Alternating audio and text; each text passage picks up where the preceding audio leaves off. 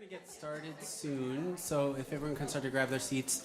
I just wanted to, I'm going to pass off the mic to Charlie in a second, but I wanted to just make a few quick housekeeping announcements. Number one, the Renee Cox lecture, the date of that has changed. It's now November 29th, which is a Thursday. We'll send an updated announcement about that, but just make a note in your calendar that she'll be speaking that night rather than, I think it was the 9th. Was that the original date? Yeah, so that's the other one. So tonight we've got this panel, but coming up really soon are going to be the student presentations, which are over the course of 2 Tuesday nights. As you guys know, I've sent out a couple of emails about this. There is a schedule sheet on my door, which has all the thesis students who are presenting their work, and then the first year students who will be writing a response for them. And I sent you guys the instructions about that. The thesis students who are presenting sort of know the drill. You guys did it last year. 5 minutes. There's no set time for when you're going. We're just gonna go in order and one after another, and we'll present and see everyone's work. So make sure that you check that out. And for the first year students, make sure that you are aware of like who you are writing your response to. And then that response gets emailed to me and then also the student whose work you're writing about and presentation you're writing about. I think that's it. So I'm going to pass the mic over to Charlie, who's going to introduce our panel and Barbara Pollack for this evening. So thanks everyone for joining us.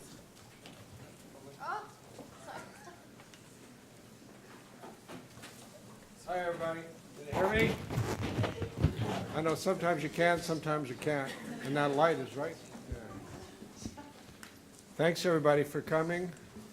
And thank you, Liz, as usual, for organizing this. As you know, all these events are basically open to everybody, the public, and we hope you'll spread the word, those of you who are not normally a part of our immediate community, that we have a whole series of events going on all year, and they're listed on this poster, and there will be more such events, panels of all kinds in the spring, and distinguished artists and thinkers and panelists and all kinds of people. This is our 30th year of the MFA Photography, Video, and Related Media program, what we consider the fine arts program in the lens and screen arts, still and moving. And you're going to have a lot of questions, I hope, of our panel and of our moderator and celebratory person whose new book will be on sale afterwards. Barbara Pollack has been a member of the SVA faculty as a critic, photographer, historian, artist for 18 years. It's a long time. She has a rather remarkable background, and I'll get to that in a minute, but I just want to read something. I hope she's not embarrassed by this. I just found it. Charlie Finch wrote a piece about her in ArtNet, and it goes something like this. It's about a previous book, and I think it probably sums up the story. Not since Mark Twain's Connecticut Yankee in King Arthur's Court, a wonderful book if you've never read it, has there been a title so accurately descriptive of the contents as Barbara Pollack's The Wild, Wild East, an American art critic's adventure in China. This came out in 2010, I believe, right? I won't read the whole piece, but just the first paragraph. However, an even more accurate title would have been that of an old Barbra Streisand album, My Name is Barbara. Anybody know the album? Many of you do. For both the best things and the worst things about Pollack's book is that it is all about her. That's what he says. Not quite the goldfish out of water, she pretends to be, not knowing Mandarin, for example. Pollack shares much with her Chinese interlocutors. She smokes like a chimney, brags about it.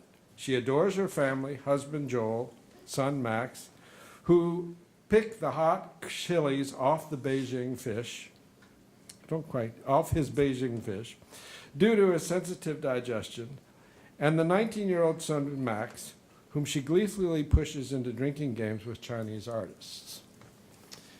Barbara has informed me that since 1998, she has been a student, a scholar, a critic, an interlocutor with all things Chinese art, particularly contemporary art. And since 2001, when she first went to China, she has traveled extensively through China, and more often than I want to think about getting on an airplane. And she has become the authority that interlocks our culture with the Chinese art culture, which is now very prevalent, as we can see in this room. And she has written for every magazine, from Vanity Fair to Art News to Art Forum, you name it, about this subject. But in addition, just a little aside in her life, she has a degree, undergraduate degree in philosophy, a JD in law, not too bad, and she is a photographer, artist in her own right, and did a wonderful show that sort of mimicked, recapitulated, recontextualized The Family of Man, in which she used her son and husband as the primary subjects. So with no further ado, I'm going to allow Barbara to introduce our panel. We think this is a very important panel because it includes not only outsiders from our program, but many of our distinguished alums. And once again, it is part of our 30th anniversary. Thank you.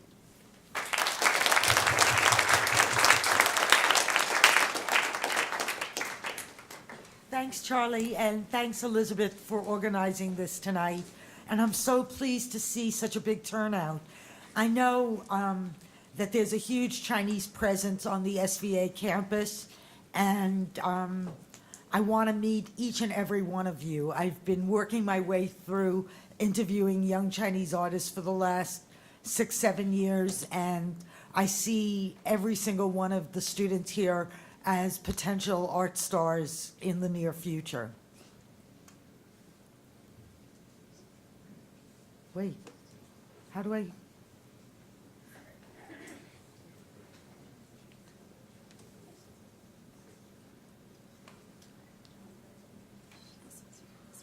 Yeah, that's it.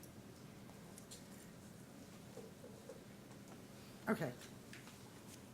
And, oh.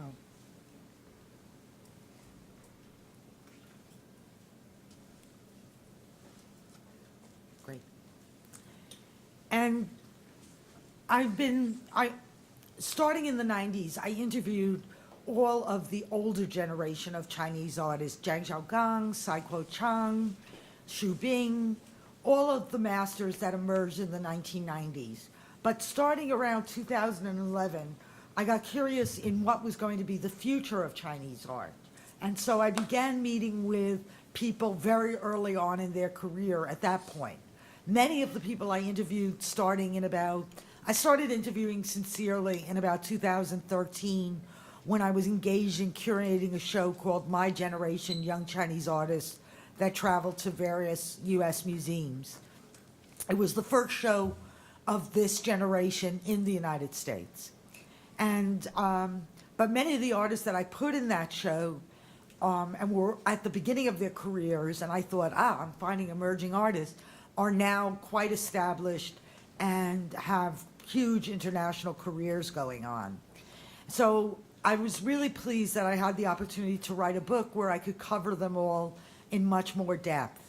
And one phenomena that I definitely saw emerging with this generation was the fact that this younger generation was really global in their perspective.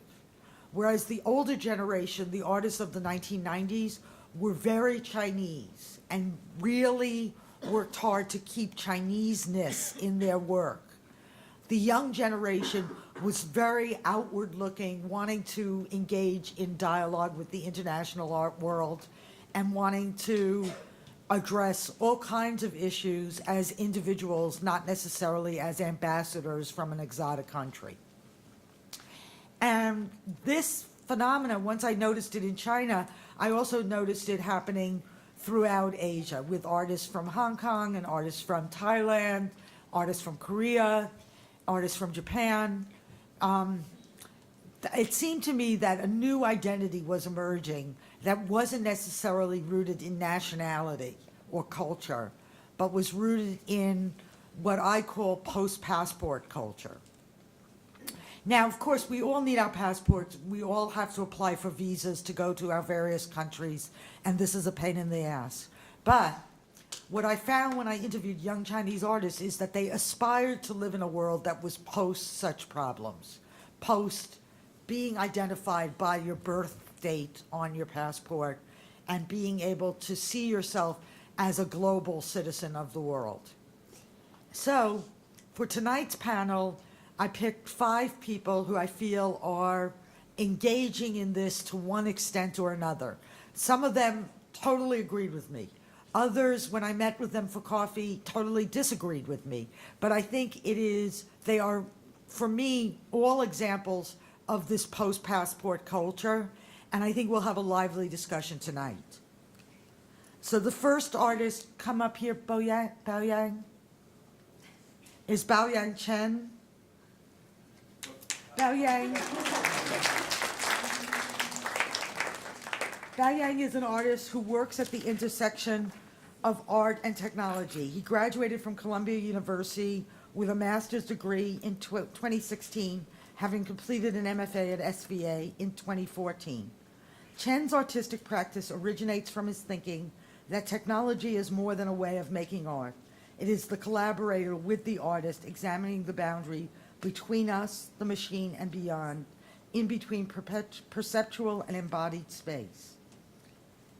In some of his works, he uses self-coded this is one of them. He uses self-coded algorithms to deconstruct classical Chinese paintings and turns them into post-technology abstractions.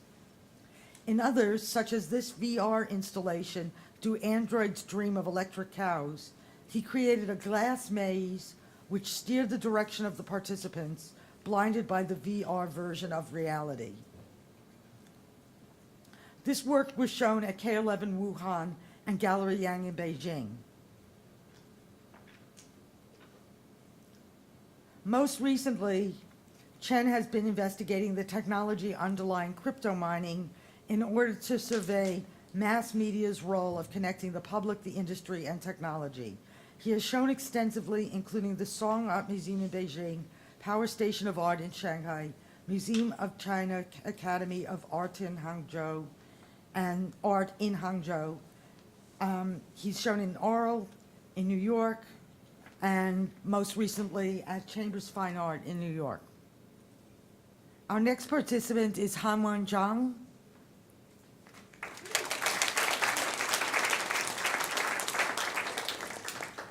Hanwen is currently a student in the MFA Photography and Video Department at SVA. His thesis project is ZIP 130617, in which he juxtaposed photos of his hometown in northeastern China taken from his family album with contemporary documentary images taken in the past year.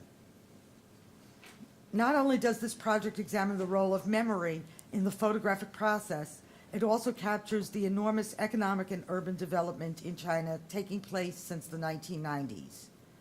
He is planning to develop these still images into a film as his thesis project.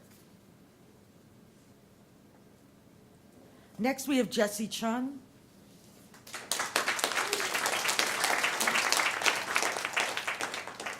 Jessie was born in Seoul, Korea, correct? Okay. And grew up in Hong Kong, so she's totally post-passport in her biography. Chen graduated from SVA, MFA in Photo, Video, and Related Media in 2014. Her recent Oh, she is an artist working in digital media, tech, sound, sculpture, and publishing. Working with found texts and imagery from documents, archives, and books, Chung's practice attempts to reauthor and unlearn the ideological machinery of language that is often fueled by geopolitics, linguistic hierarchies, and imperialism. Taking systems of power, meaning, and bureaucracy as a site of departure, Chung's work addresses visibility, agency, and poetics of diasporic languaging. Her recent solo and group exhibitions and fellowships include participation in the current Queens Museum Biennial, the Bronx Museum of the Arts, the Drawing Center, BAM, BRIC, Art Center of South Florida, Baxter Street at CCNY, Spencer Brownstone Gallery, Friedman Gallery, and Triple Canopy, among others. Chung's work has been featured in Art Forum, the Brooklyn Whale, Art 21, Art Asia Pacific, the Wall Street Journal, and Bomb Magazine. She has taught at the Museum of Modern Art and the Bruce High Quality Foundation University. Oh, sorry, I forgot to. I'm not coordinating this as well as the panel is going to be. And Pixie Liao. Pixie? There's Pixie. Pixie Liao received her MFA in photography from the University of Memphis. Showing extensively, her series, Experimental Relationships, is an examination of gender roles which humorously reverse the power of dynamics of a heterosexual couple. Collaborating with her partner, Moreau, who is Japanese and 5 years her junior, she asks questions about the possibilities of reversing gender roles while recreating images with great visual impact and hilarious effects. Pixie has exhibited widely, most recently with solo shows in Malmo, Sweden, Shanghai, and Sydney, Australia. Recent group shows of note include Disobedient Daughters at Metro Arts in Brisbane, Australia, NSFW Female Gaze at the Museum of Sex in New York, and a new Ballardian Vision curated by Leo Shu at Metro Pictures, also in New York. Her work is in the collections of Franklin Furnace Archive, Museum of Fine Arts Houston, Hei Shenzhen Art Museum, Fort Wayne Museum of Art, Lightworks Syracuse, New York, the Kinsey Institute, the Center for Fine Art Photography, Fort Collins, and the Center for Photography at Woodstock. And finally, we have Tiger Tsai.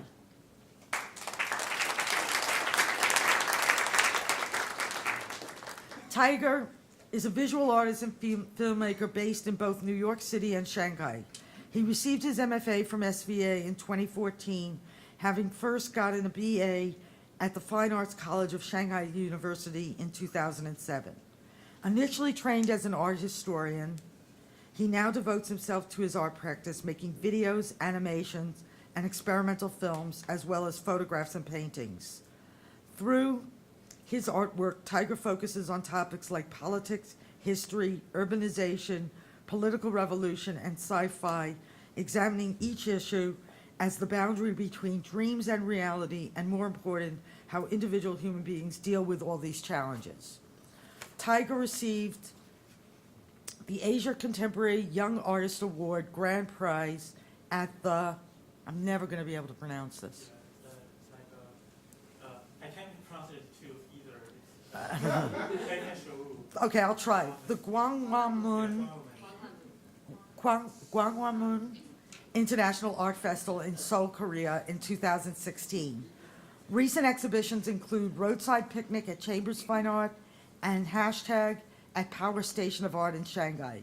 He's been featured in film festivals internationally and was a featured artist on the UMW Media Wall at Hurley Convergence Center, University of Mary Washington in Fredericksburg, Virginia. Okay, and so, join me.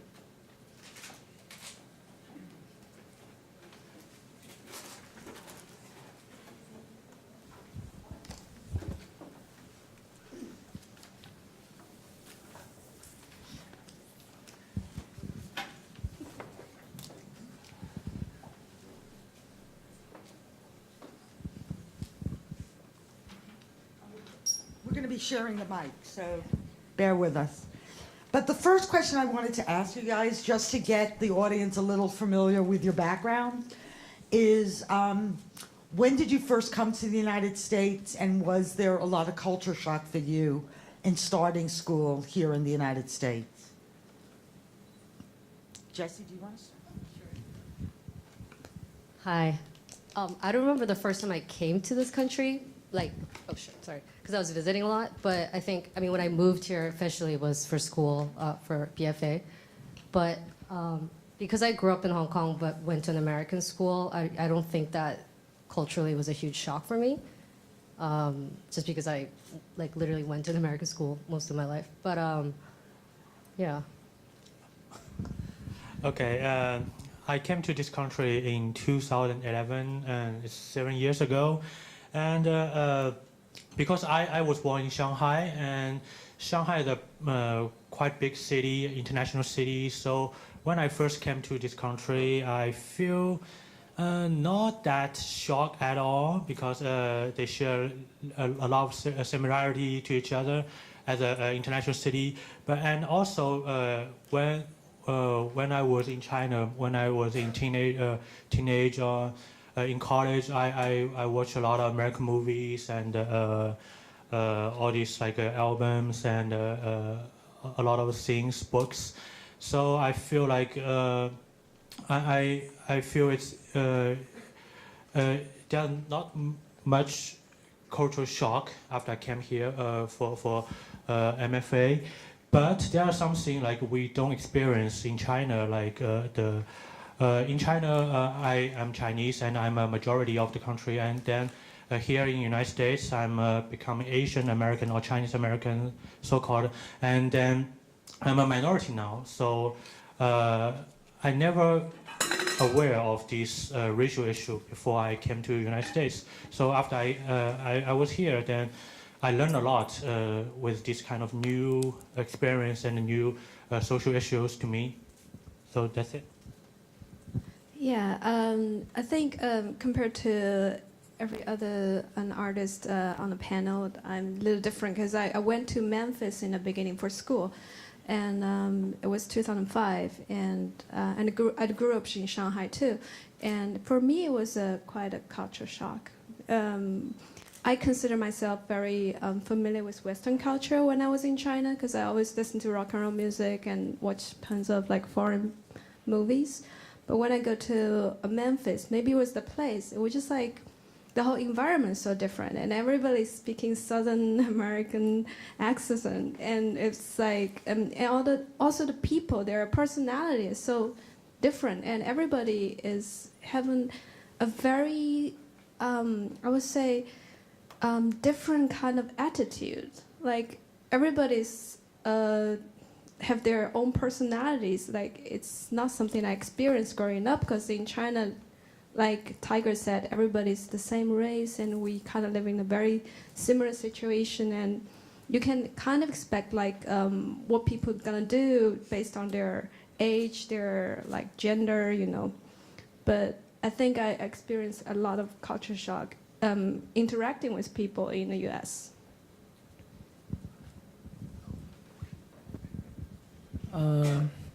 So for me, I was born in Changchun, Jilin province.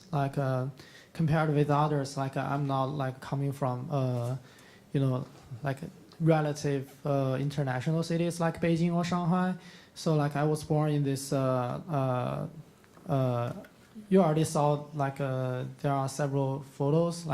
That is the place I was given birth, and it's a small town attached to a cement factory. And after that, I grew up, I finished my undergraduate school in Beijing, and then I come here I'm a relatively newcomer, because I just have I've been here only for 1 year. I'm a current thesis student.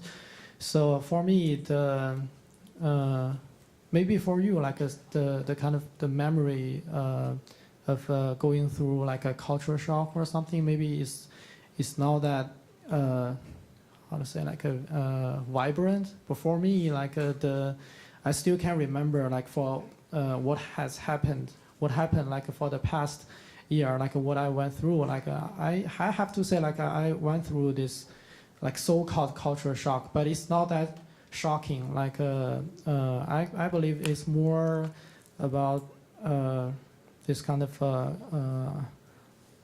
how to say, like more like a depression or a stressful feeling than, you know, like being knocked on the head. So yeah, that's my feeling. Yeah, well, I was so confused the first morning I was here. So I went to a street diner around the corner because I just so hungry and wanted to get something to eat. And I was looking at the menu. It read 2 eggs. So I mean, what does 2 eggs mean? It's like, will you just give me like 2 boiled eggs? Yeah, but I would just I went ahead and said, well, 2 eggs. And the guy behind the counter asked me, do you want it on the roll? And I was like, okay, is it sushi roll or like? The place didn't look like anything like a Japanese restaurant. But then I just said, okay, whatever. Yeah, sure. Why not? And the guy just gave me like 2 pieces of bread and with some scrambled eggs there. So yeah, that pretty much summarized my experience of culture shock. And then there was this student, Andrew. But actually, I thanked him so much because every time he met me in the hallway, he would just say, "What's up?" My first reaction is, "Okay, what's up? Then what's down there?"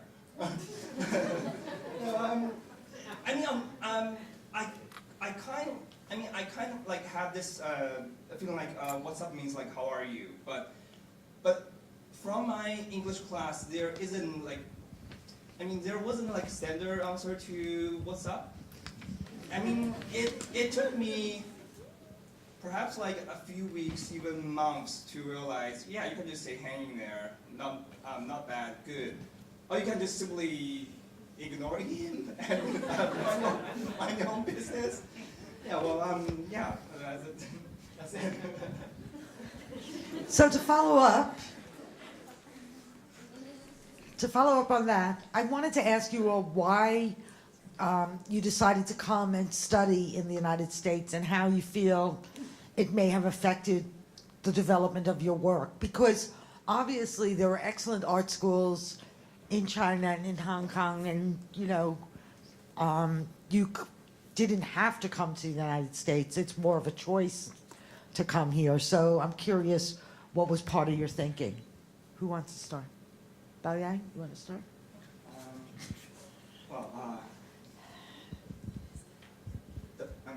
The reason. You didn't have eggs? We do have eggs, right? I guess like coming to study in the States was something in my head, at least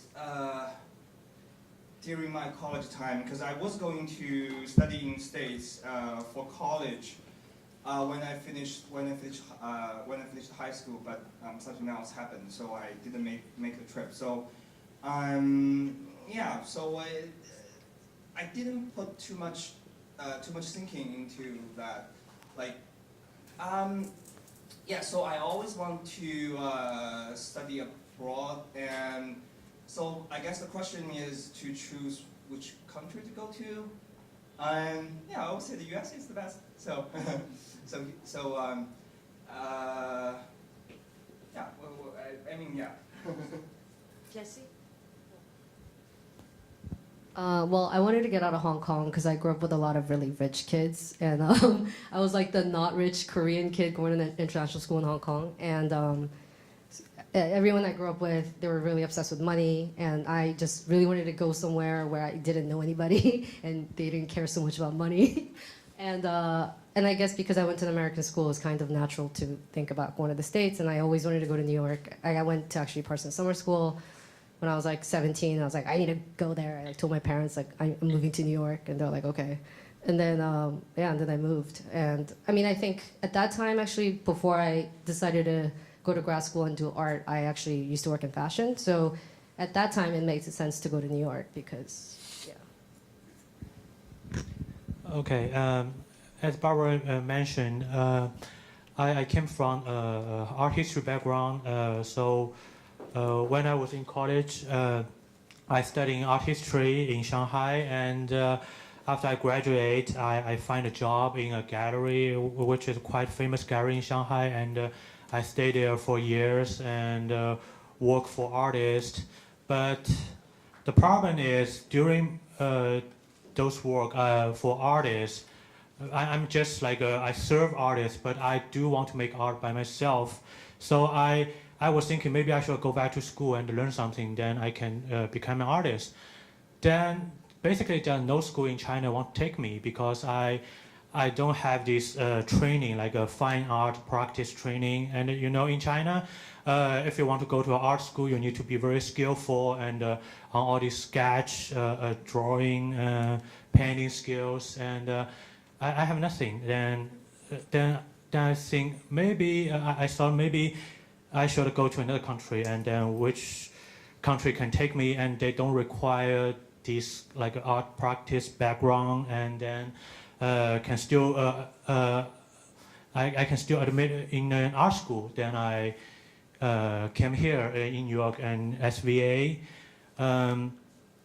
So I think that one thing that is pretty good for me here, and one thing I learned in an art school in United States is you don't need to be like really, I want to say this way, you don't, the most important thing of making art is not about your skill, it's not about it's not about technology. Of course these are important, but the most important thing to make art is about your critical mind, and that's what I learned here, and I'm pretty glad I can have a chance to study in United States art school and to make art. Otherwise, if in China, I probably just stay in a gallery forever and never think about it to be an artist. That's it. I came from a very different background. I didn't study art at all in China, and I think my past, if I was going to become like what my classmates gonna be, probably gonna be a programmer or accountant by now. And after graduation from university in China, which is a very it's like a foreign language university, and I started to decide to become a graphic designer because I was learning graphic design by myself, and I kind of get bored with my job and I just want to change my career. And at the time, there's not much choice to. And also, I had this fear about going to art school, because the way I thought about Chinese art school is they're very skill orientated, and I'm very afraid of being trained in a certain way. So I want to go abroad to study art somewhere else. And at that time, I think my choice is to go to somewhere that can offer free education. So my choice was Germany and the United States. But I couldn't study German, so I came to United States. Yes, for my situation, kind of fall in the same. It's quite similar with Tigers and also Pixie's situation, because I studied mathematics and physics in university, but I kind of turned my I kind of like transferred from the physics department to the art school, because we also have an art school like in my university, and like for the first 2 years I was studying physics and math, and for the second half I'm already like kind of doing my preparation of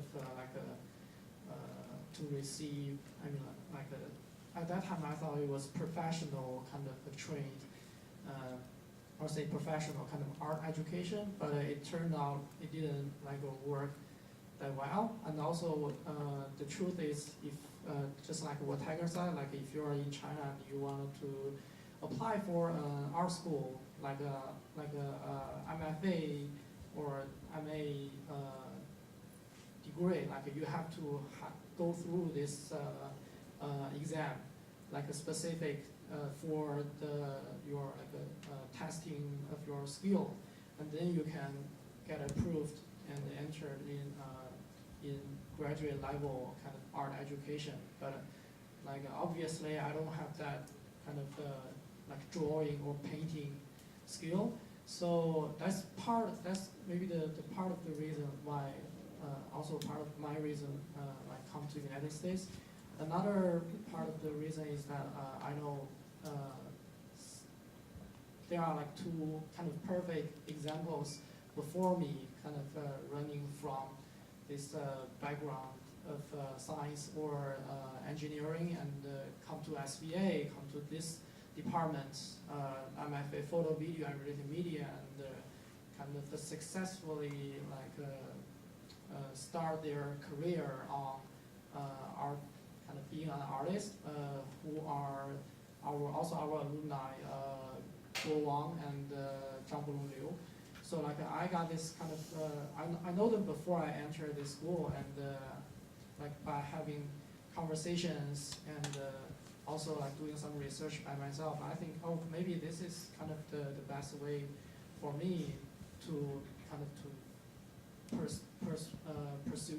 pursue what I want to be like in the future. So yeah, that's the reason why. Thank you all.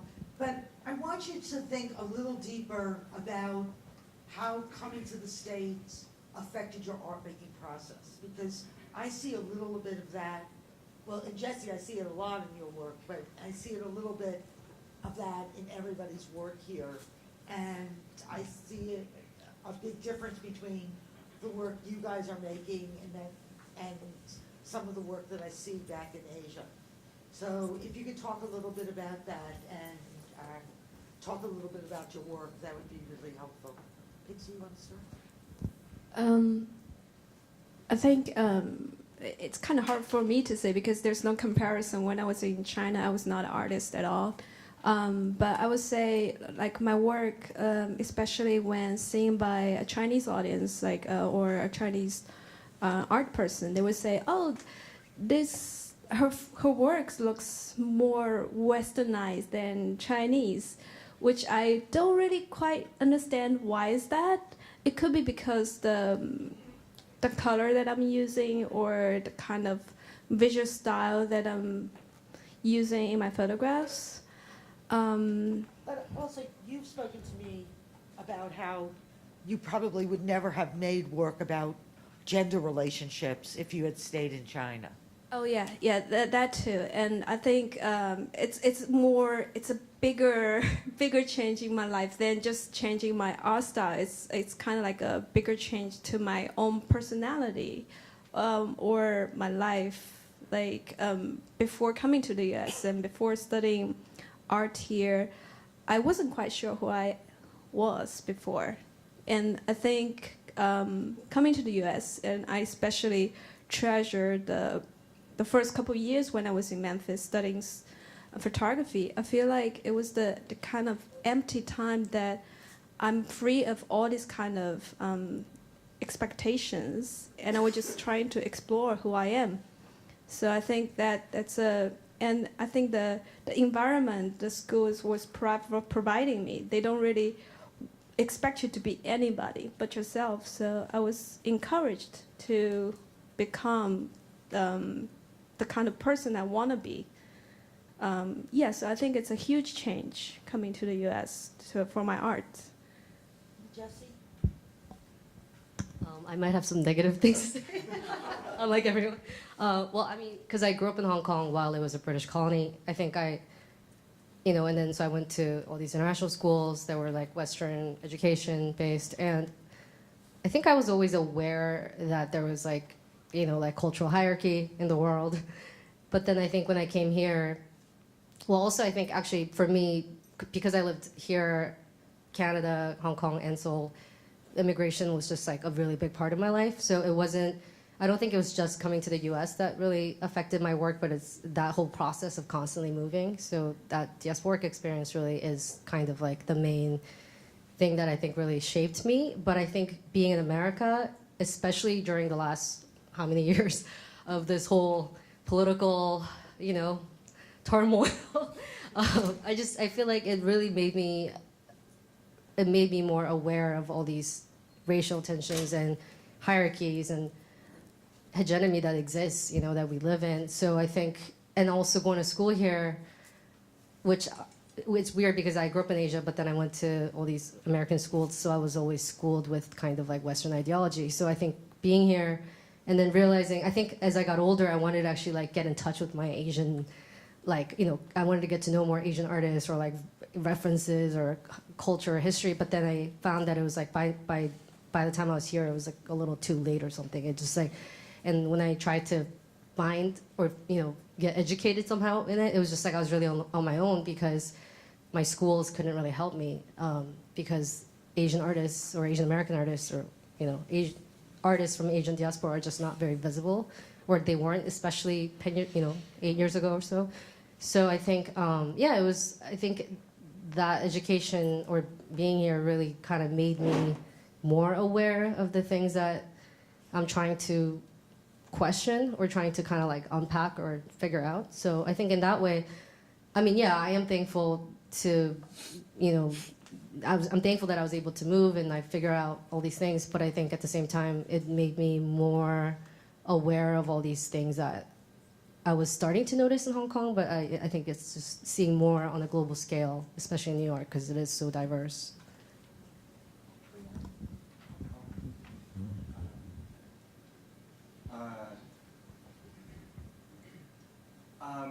I guess like coming here sort of distanced myself from a immersiveness of like being Chinese, just like what Tiger said earlier. Coming here, you suddenly realize, oh, I'm Chinese. You didn't think about that when you were in China. And it was the second semester I was in Richard Leslie's globalization class. I don't know if any of you are all in that class. So he handed out kind of like a survey before the class. I didn't remember the question, but I remember my answer to one of the questions was I didn't think like simply just representing China or kind of Chineseness or Chinese symbol or Chinese culture is enough at the time, because I thought there was this earlier generation of Chinese artists who were here, like Xu Bing, Hu and so on. Then I actually Richard just reminded me during the launch today. He kind of asked me a follow-up question, and he said,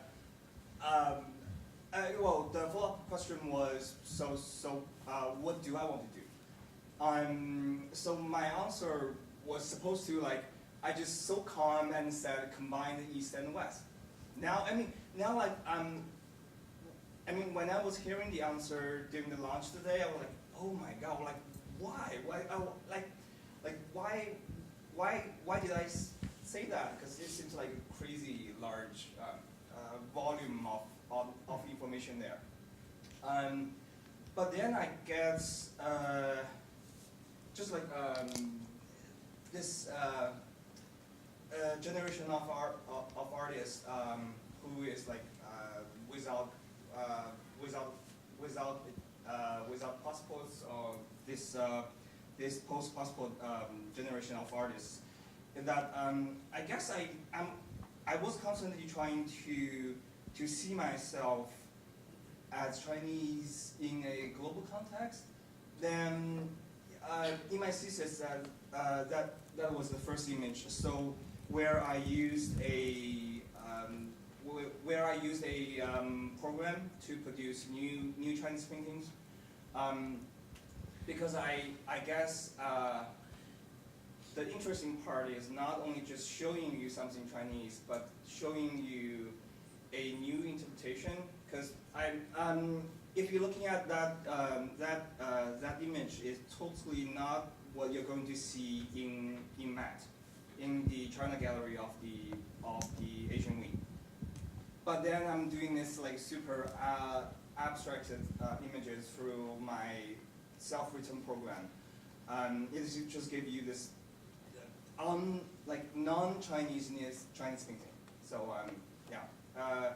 Then I was using, well, so I mean, I believed in a sense of using programming. It has this universal base as like programming language like doesn't say like, I mean there's like a Chinese based programming, but usually when you do programming, you don't say I program in Chinese or I program in German. Yeah, definitely. Quite a few artists that I've interviewed are working on post-internet art or hot new technology, and they really feel like one artist I know in China has said to me, I don't live in China, I live on the internet. You know, Balian Chen. Then the question, well, I will ask the question is, where is your internet provider? Because in China you couldn't, and yeah. I'll just stop here. Have you found that being in the States has affected your art making? Yeah, I was gonna picking up the point both Jesse and Baoyang mentioned, because I've thought a lot on this idea of identity, because just like Baoyang said, when you left China, you began to be aware of oh, I'm a Chinese, and so for the past the whole year, through the first year here in this program, I kind of experimented a lot, and so I'll briefly kind of introduce some of the past experiments. At the very beginning of the first year, I did a work. I used the projection. I used the projector and project some images on my body, and then took kind of a self-portrait. And those images are from.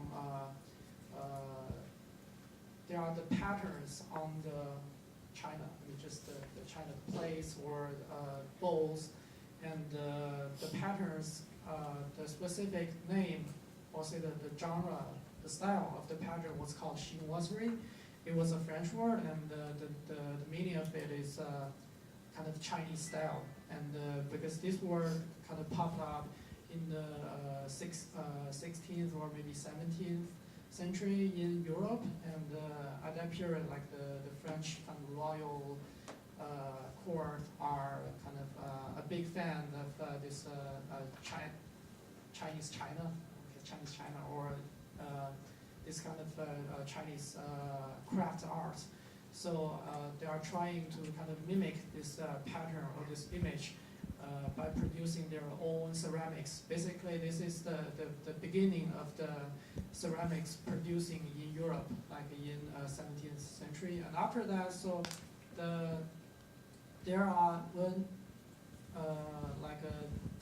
it's the period the people really became to have this idea of a global, because at that time a trade was established through both sea route and also through the land route, what we call Silk Road.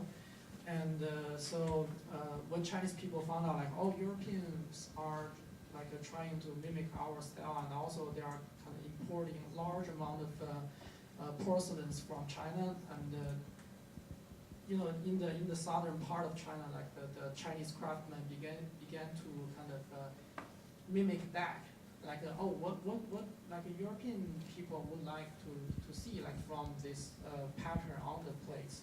So it's kind of double, this it's a identity is kind of a projection and also it's others' projection on myself and also kind of my projection to like a Western audience or some kind. But yeah, I'm a little bit off the track. No, that's great. Because that gives me a good idea of like how you were when you first got here last year, processing the experience of being conscious of your Chinese identity, more conscious of your Chinese identity here in the United States than you may have been in China, which I think is a stage that everybody goes through a little bit.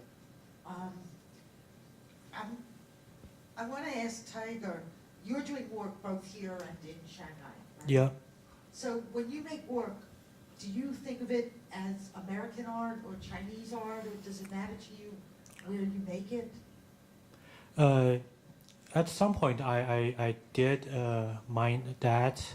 That was my after my first year came here, and I in my first year I worried a lot, and even though I was here, I make a lot of art about China, but at some point I feel like I'm kind of over it a little bit. So right now, it's after my thesis work because I just express my confusion and of my personal identity in that work a lot. Then after that work, I feel like my that answer I didn't get an answer, but I just feel I can put it down now because my thesis work is about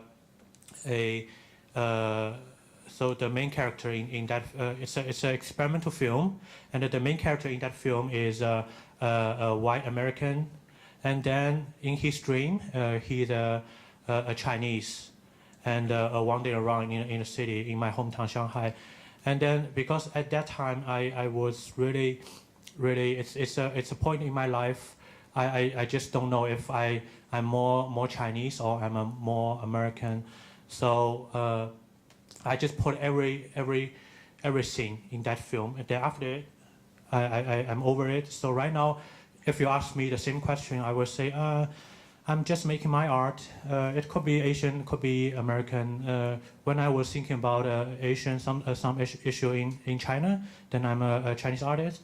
When I'm thinking about some issue in United States, then I'm a American artist. And then when I was thinking about something in the space, then I'm a space artist. Or and a lot of my artwork is about USSR because I'm obsessed with this idea of a failed utopia. So when I'm doing an artwork about USSR, then I'm a Soviet artist. So that's my answer. I'm wondering how other people on the panel feel about this, because when I write articles about an artist, the first thing an editor asks me is, you have to identify where they're from. Like, that's the first thing. So every article begins, Beijing artists, or Korean artists, or Korean American artists, or Japanese artists. And what labels do you guys like applying to yourselves? Or are you beyond labels? Actually, when you sent me this question earlier, I was like, there's so much I want to say about this question. But I guess I will start out with saying, the funny thing is I actually didn't realize, like I never ever asked myself that question until like earlier this year when I had a solo show at Baxter Street of Camera Club, which is clearly not an Asian organization. But when I was there one time giving a walkthrough, a white male critic walked in and looked at me and said, oh, so this gallery shows Asian art. And I was like, what? I was like, it's the Camera Club of New York. And they're like, I was like, it's like a nonprofit for lens-based media. And the guy looked at me and he was just like, wait, what? And then that moment it hit me like, wow, like, you know, I assumed, I guess, majority of my career, I assumed that I had this like neutrality that white artists do. And I just thought, oh, my work is just art. It's not like Asian art. And then just to have this guy walk in and literally interpret the whole space as an Asian space just because my body was in it, that really like kind of shook me. I was like, what?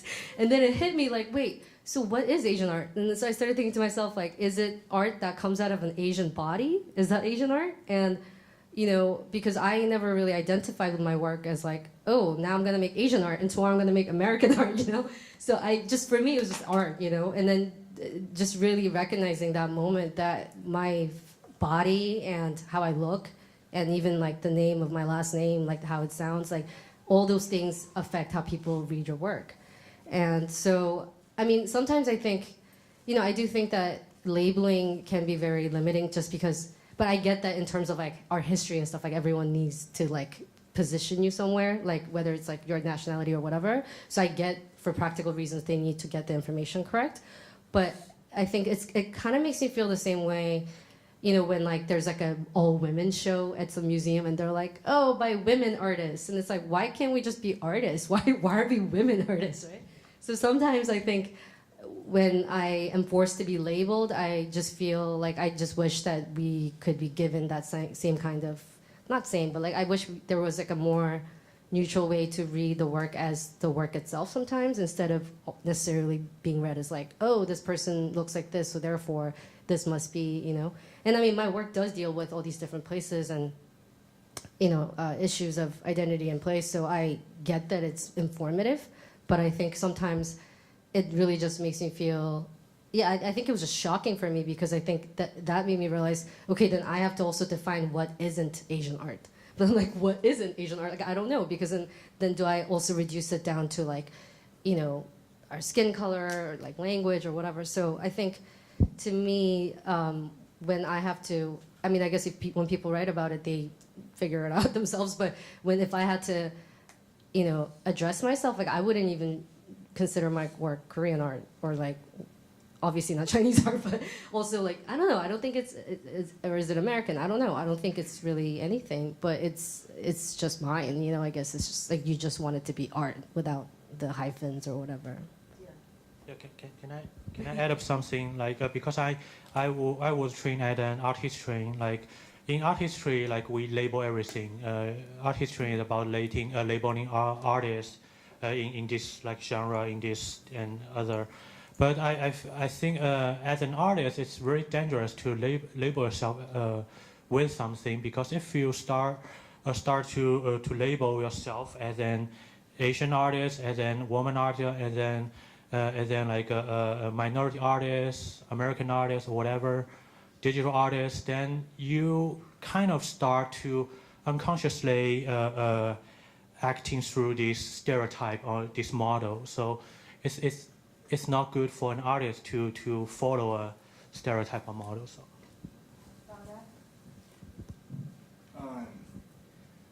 Well, I guess it depends. So when I was doing my thesis, I put like all kinds of Chinese paper, which I brought in my suitcase during trips into the printer. Well, I guess that is the reason I didn't see Seth here now, because probably he's yeah. I don't think so. The printer is perfectly. Yeah, I mean the printer is fine. Well, yeah. So I was definitely, my thesis is Chinese art, and at the time I was Chinese artist. But then when I was finishing up my thesis paper, I wrote, because the paper, when you look at a Chinese silk, you will see those microwave, like, I mean, that means like,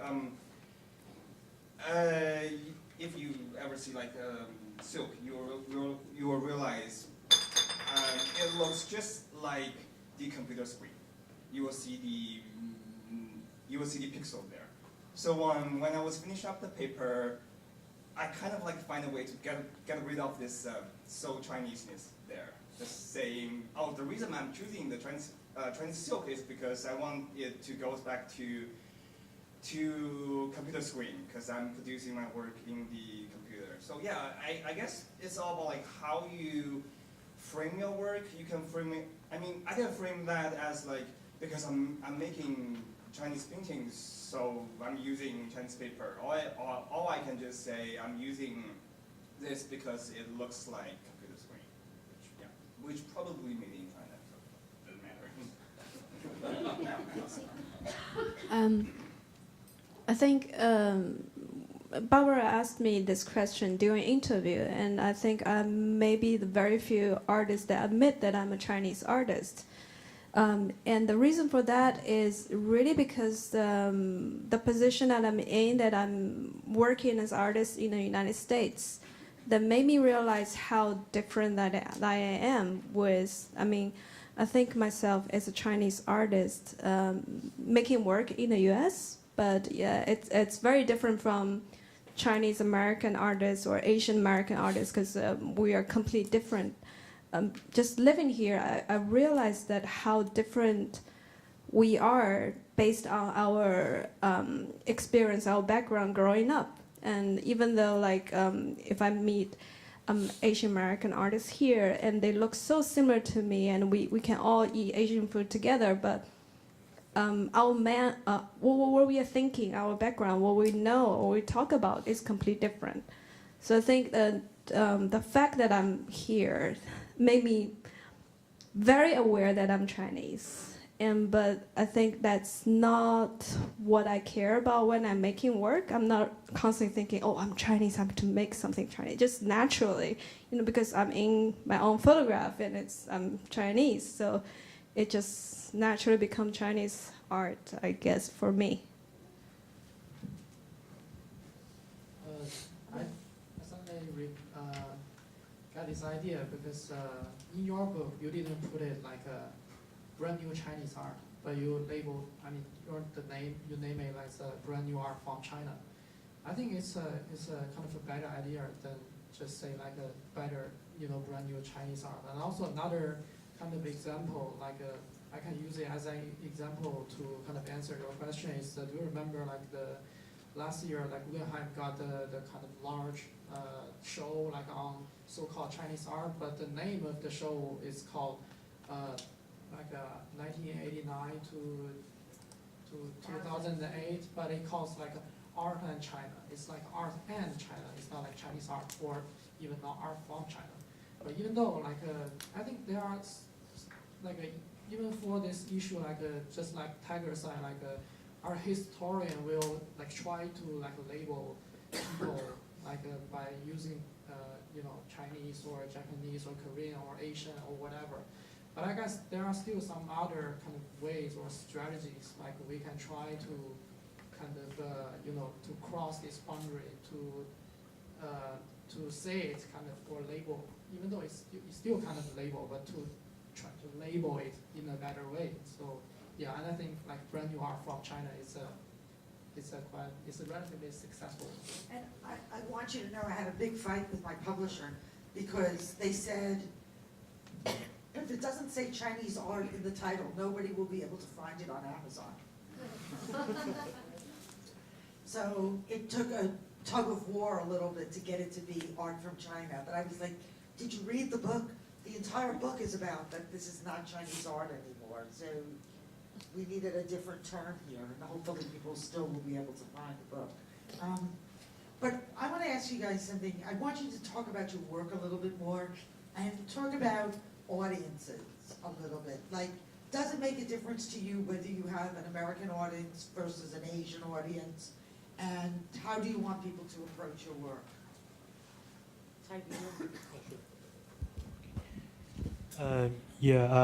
I did think about this a lot because let's talk about my thesis work. At that time, I was very confused about my identity, and I had a lot to say in my work. So at that time, I kind of like realized a lot of things I know and from my childhood, and I'm familiar with in China. People I just don't know it at all in the United States, and so sometimes there will be an audience come to me and told me like he didn't understand or he or she didn't understand what's going on, and they know there's something behind this symbol or metaphor, but they just don't understand it. So my reaction to this is going to a very extreme way. I think about like I was thinking about poets, they don't, basically they usually don't explain their poems. But they basically, poets, they live on metaphors, but they don't explain it. They leave the space and the freedom for audience to understand and explain it by themselves. So I was thinking I should do the same thing. Like, so in my thesis, I introduced a lot of iconological elements, materials in that film, and I just don't give anyone, no matter he or she is a Chinese or American, I just don't give enough context. Then everyone confused. Even I was confused too. So it's a very extreme way. And then so after that, I basically I know there always will be something like this body of audience understand, the other body of audience and didn't, don't understand. But as an artist, it's it's not something you can control. So you just do yourself, do something you're familiar with, and do something you want to do, and then leave the space to the audience to understand it or not. And I think that's my answer. I agree with Tiger. I think for me too, it's just about making the work that I need to make and just letting the, trusting the audience. And if they don't like it, like they don't like it. But I think ideally, I don't think I'm thinking about the specificity of my audience so much in terms of like their culture or race. I think I'm just trying to think of, I guess because my work is so much about the in-between spaces of cultures and places and everything. So and sometimes how they intersect or merge. So, or just completely don't make sense. So I think I am okay with that with my audience also. But I think one thing I did notice was I haven't shown that much in Asia actually. But I've been in conversation with some people from Hong Kong and Korea, and like how they responded to my work a few years ago and now is very different. And I think it's because a lot of, I think with globalization, like in the internet, we can't help but really kind of speak a more similar language than before. And I think that's the other thing with visual art, is that it kind of gives us this other room to communicate with each other that we can't with language, with culture. So visual language is its own thing. So I think like with that, we're really lucky that we can kind of express in those ways.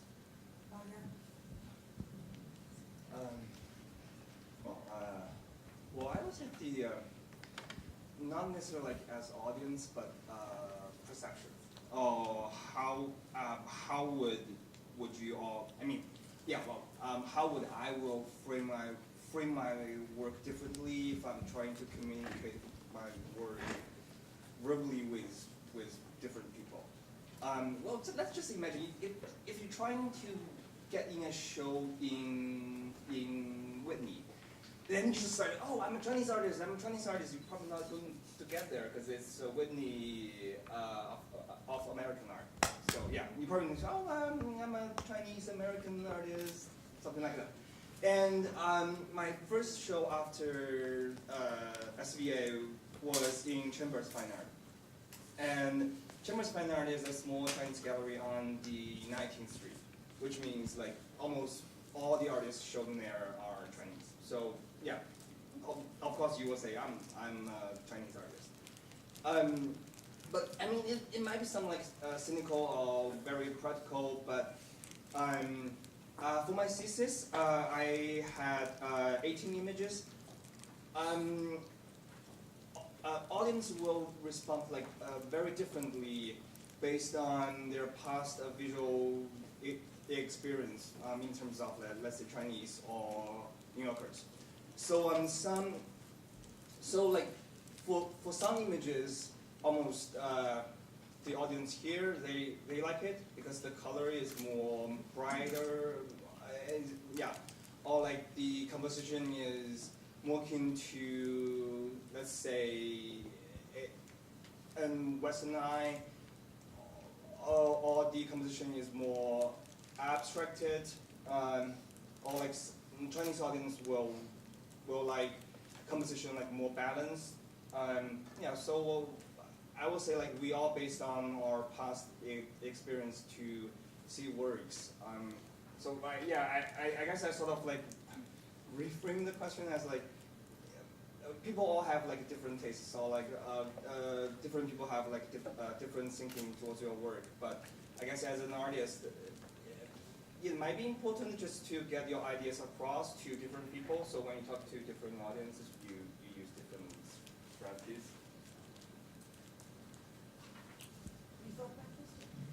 Yeah, like my brief answer to that is yes, like definitely like considering like the kind of the transformation of the audience, or just taking like a Western audience.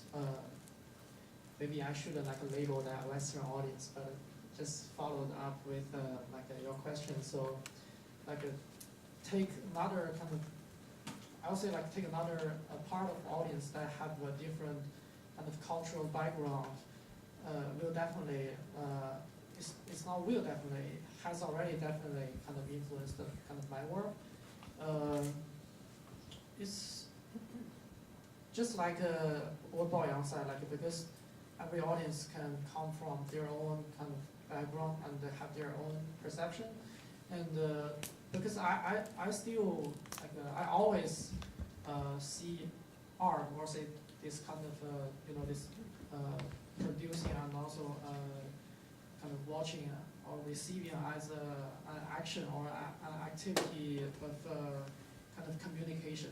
Like if you are, like I believe like if I am now considering like the audience, like with different background, and just like it's like you are kind of saying something like totally nonsense, but even though like what Jesse just said, like visual arts got its kind of this the characteristics, like it's not like a verbal stuff, like you can just like everyone can grab information from it, but still like as an, I think like in this kind of visual field, all the symbols or all the references that introduced into the work will like definitely will finally influence how the work like function as a final product. So yeah, that's Yeah, well, I guess for my thesis it just looks so Chinese, but for my VR work it looks like very neutral, right? But the title actually comes from Philip Dick's novel, To Enjoy Dreams of Electronic Sheep. The novel was written in 1968. I guess for American, that seems like a very like special time, right? But for a Chinese audience, they're probably not going to get it. So even for that type of like VR installation, I'm not trying to mark like any cultural or historical things, but as soon as you see that title and lock in that time, when Philip Dick was trying to use this android versus human as a metaphor for white and black, then you just like got like sucked in that logic. So yeah, I would say like different audience will definitely have like different interpretations, and they will just bring in their interpretation to your work. Can I make an observation? Yes. Mind me interrupting? No, I love you interrupting.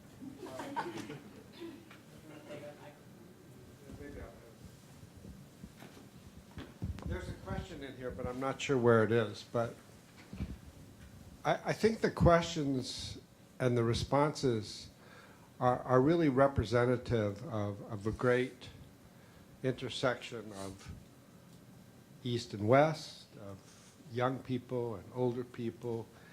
I mean, Barbara's book is about the change that has occurred in Chinese art, which is no longer Chinese art, it's art from China. And all of you, not all of you, one of you wasn't our student, but I can imagine what you would have been like as a student here. And I know Memphis, I'm a Kentuckian, and when I went from Louisville, Kentucky to Illinois and Chicago, I was a Kentucky photographer, and then I was a Chicago photographer, and then I became a New York photographer, and now I don't have any of those labels. And those are the transitions you make through time, through age, through migrations and the diaspora that we're all in. In my mind, China is everywhere. I mean, I don't see how you, in effect, and I can't imagine living in China because I couldn't have mastered the language, but particularly downtown New York, and I mean, there's no place you're going to go where there aren't Chinese people everywhere, or at least Asians or whatever. And the art that was produced in this program, let's say 6, 7, 8 years ago, from people coming from Asia, was indeed had much more influence of what we would historically call the Eastern values. And then as in the last couple of years, I don't really see much different. I mean, I see traces of somebody's home or their identity. And also, this issue that you all talk about identity, that's what everybody of your age does. You try to find your identity, and you don't know what it is. You know, I didn't know if I was a Jew, a Kentuckian, an artist, you know, whatever. You work that through your work. It becomes, then your identity becomes something else. So, I mean, and the identity of artwork as a subject matter, that will change in time. That artwork won't necessarily just be about people looking for their identity. So I guess the question is, having pontificated all that, I don't know if you agree or don't agree, what's going to happen? All of you go back to China, to Korea, to Hong Kong, to Canada, to wherever you go. Maybe you stay here. A lot of you do stay here. And we go there, and the internet is the common denominator of everything. What's going to happen when you're teaching in your universities and your shows are everywhere in the world, and every young person a generation from now is influenced by you and all your other SVA compatriots, you know, the SVA school? Are you an SVA person? Or, you know, are you a New York person? What happens to that identity then? Meaning, there's going to be an osmosis, which we see in the art world everywhere. I mean, what happens in China is essentially not different than what's happening here. What happens in Germany is essentially not different. Yeah, there are hints of origin, but so what's going to happen? We seeing it already. You're all a very different crop of young, very successful artists, all of you, than the crop that came out 5 years ago. You're totally different. You're much more global. So the question is, what do you think is going to happen? That may be too big a question. All right. That's my observation. Those were good observations, but maybe we should open it up to questions then.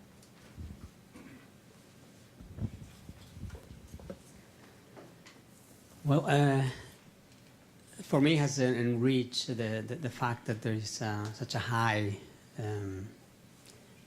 number of students from Asia, especially from China, right?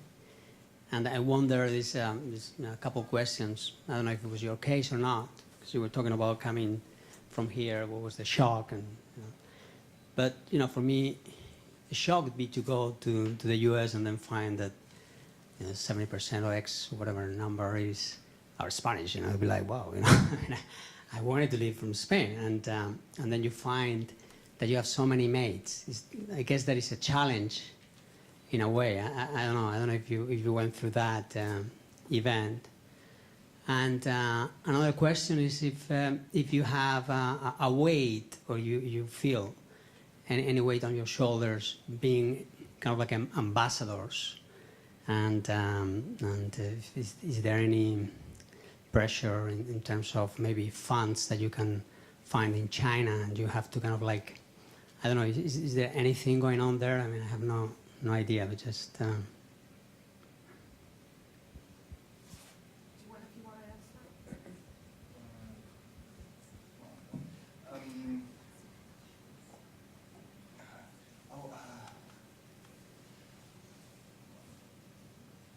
Coke tastes different. It's because the formula is slightly different in terms of the sugar level. So if I just want that Chinese Coke taste, I'm just going back to China. But I guess my point is, many of you mentioned, or you'll probably agree that New York is not America per se. It's a very different. It's very different. I guess it's very different from Memphis. Although I believe it's the hub of the FedEx, so it should be very interconnected. Yeah, well, I would say if you look for something, or like if you want look for something so Chinese, then just live in China. So I guess we all choose to be here means we all have this kind of like open-minded thinking, like we want to try something different. Yeah. And I just want to say something. When I did my research, I found that the generation of artists that emerged in the 1990s did feel a burden to be an ambassador from an exotic country because China was just opening their doors then. But that this generation doesn't feel it hardly at all, I would say. But do you feel like you want to find channels to kind of like share your experience back in China? I mean, do you have any tension going on there or not? I mean, I'm not presuming if you had. I'm just wondering.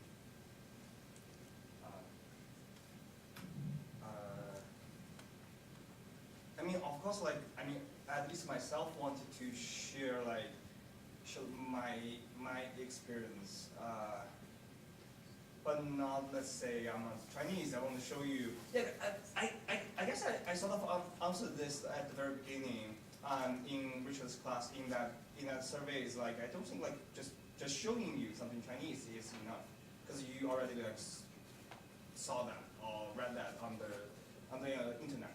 So perhaps like I'm going to share with you something about me. Then, but of course, like my experience is Chinese, because like I lived in China for like 21 years before I first got here. So yeah.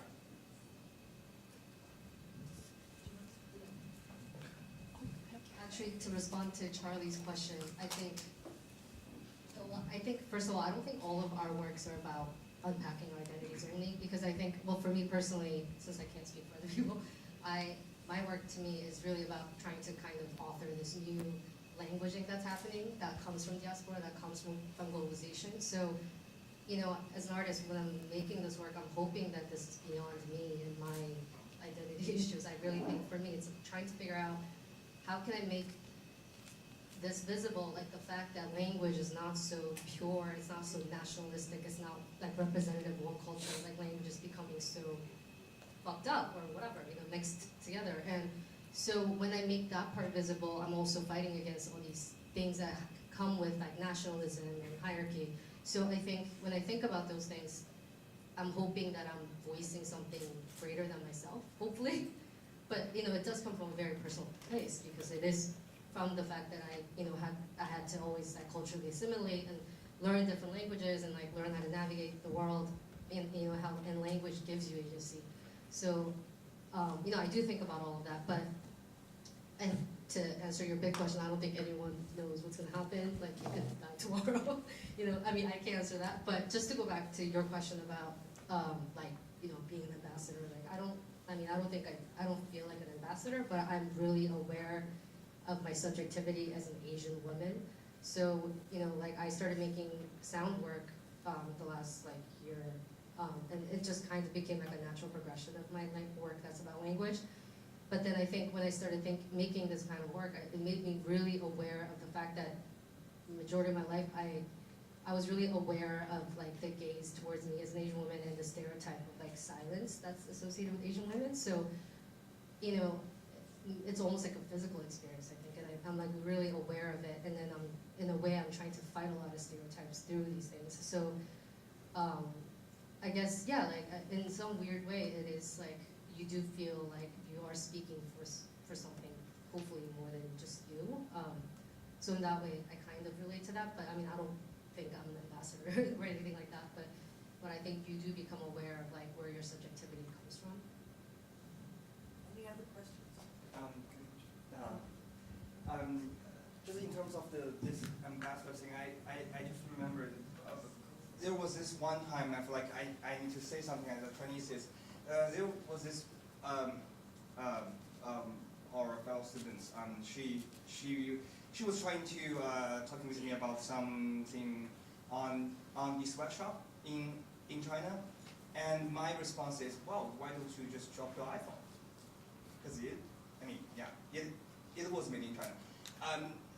I guess it's like, in China I wouldn't say that, but I guess here is like, yeah, I'm the only Chinese in the room. I'm going to correct you something about what I believe is your not so right interpretation of China. So yeah, maybe just in that, like a few cases. You don't do that in your art, though, because what I'm thinking is, when making art, we're not self-conscious. We're not that, we're just making it, and then we can think about it. But while we're in the process of making it, we're not thinking, oh, I'm an American working in China, how do I feel about that? Of course, you want to deal with that, but not when you're making the work. Actually, when I did my research, I found that a lot of artists think about that when they're making their work. Mhm. And even before they begin a project, they're thinking about that issue. Well, I can't understand that. Yeah. So I was taught not to think, just to do it.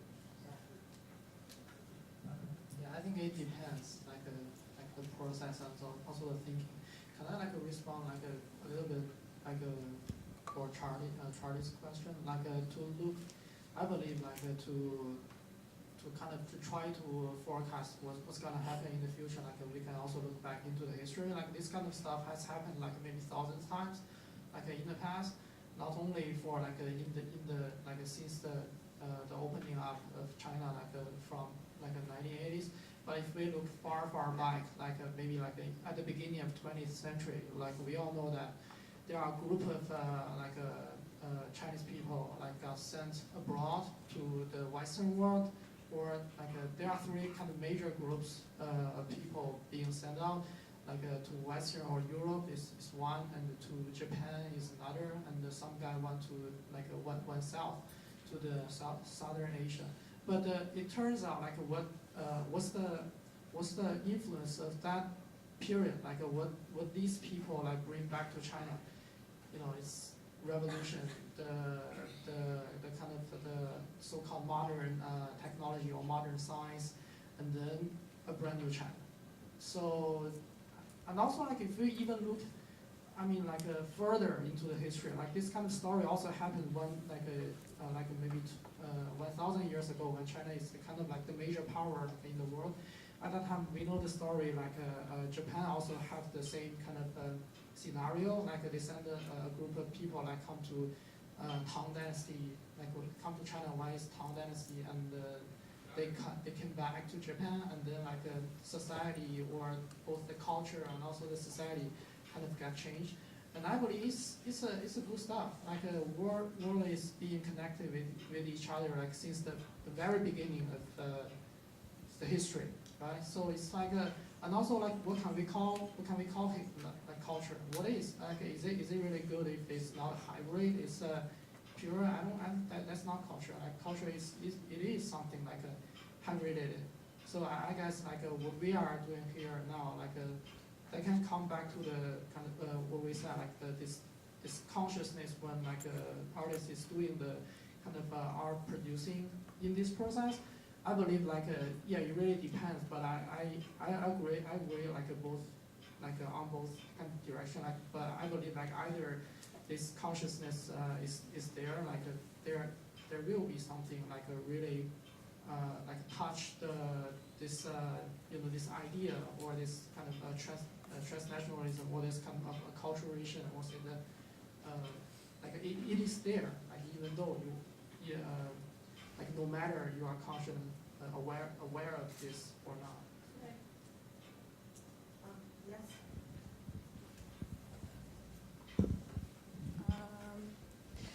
I just want to say, I think, in my opinion, in order to progress any kind of conversation about transnationalism, you first have to start to address the fact of the way that that art and work is perceived from like a default position, right? And like whiteness and the Western gaze being that default.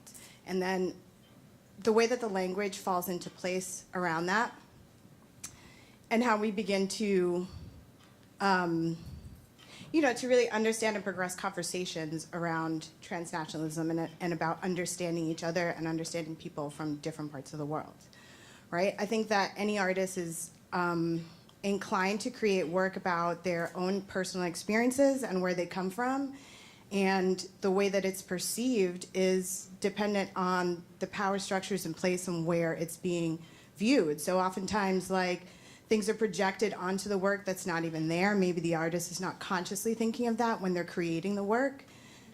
That is being projected onto the work by the power structures in which it inhabits, right? So, I mean, I can relate to the same experience because I also am like not from, well, I am from this country, quote unquote. It's, but my family is not from this country, right? And my subjectivity and experience is not from, quote unquote, from this country. But technically, like, I am American. I'm born American. My passport says that I'm American, right? So I think we limit ourselves by, first of all, thinking that there's not a wide a range and a varied, a very broad range of experiences that can be categorized here, and coming out of this country and coming out of other countries as well. I think, like, it's problematic when we fall into terms like using the term Asian as a monolith, using the term Black as a monolith, using terms like exotic to define, experiences that we're talking about here. And I think there needs to be, at first, and particularly to take it back to a question of how we progress the conversation, particularly around transnationalism and the fact that this is how we, this is how we titled the lecture and opened up the conversation. I think, a lot of what's being discussed is kind of like regressive and counterproductive towards progressing that conversation forward. So I guess in response to what's coming out of what Charlie said and what people are saying here is to really start to recognize the ways in which we continue that narrative and push that narrative forward, and how we can combat that in the way that we discuss work, in the way that we discuss and understand other people's experiences from different countries, and start to understand things in a much more global term. I think that's what we're all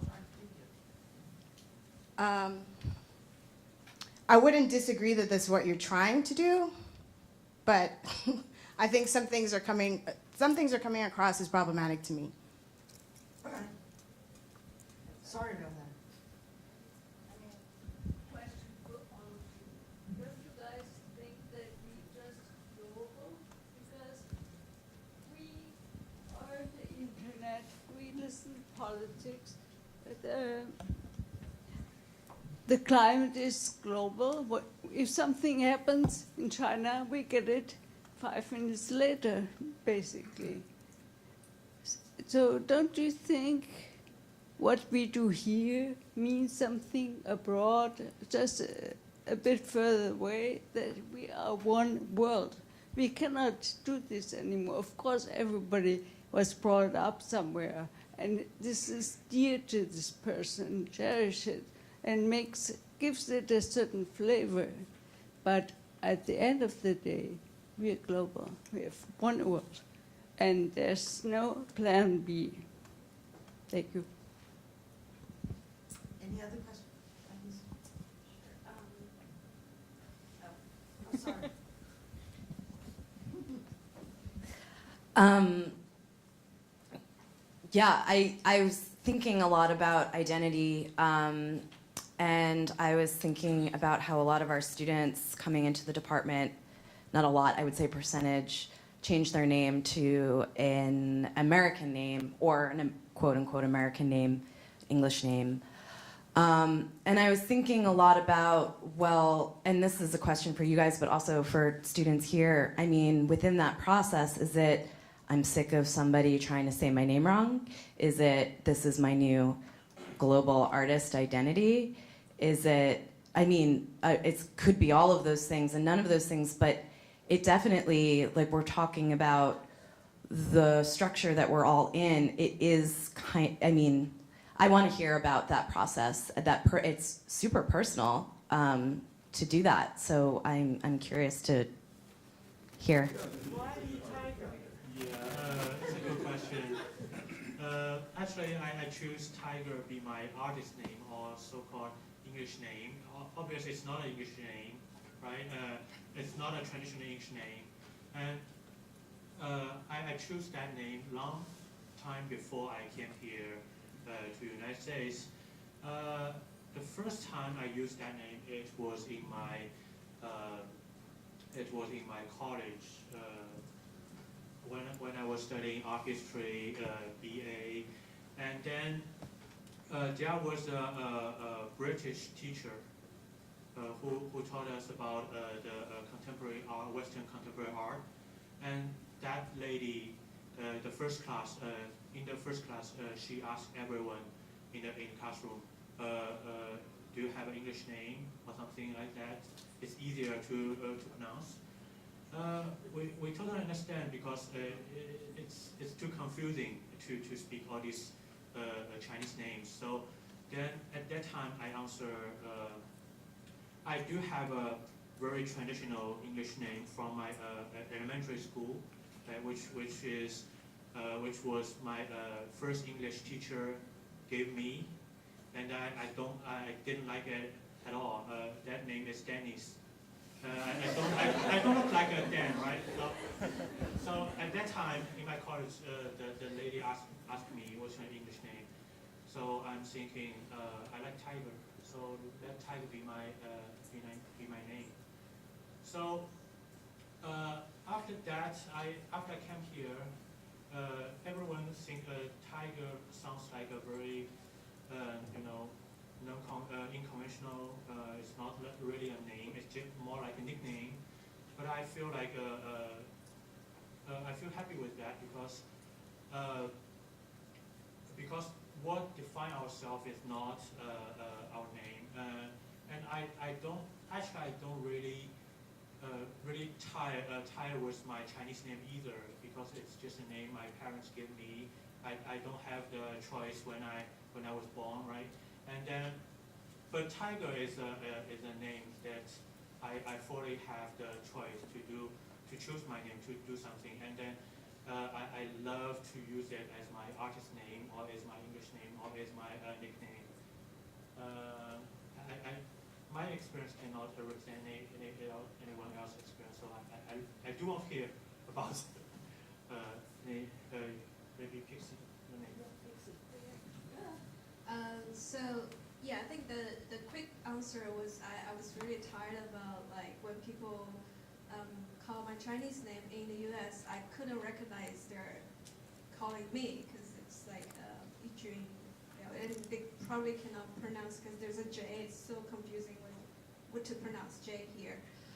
So I picked Pixie. It was my internet name long time before, and I think it just like it's part of who I want to be, like more personality. I think that Pixie, the word, actually really described me and become part of me.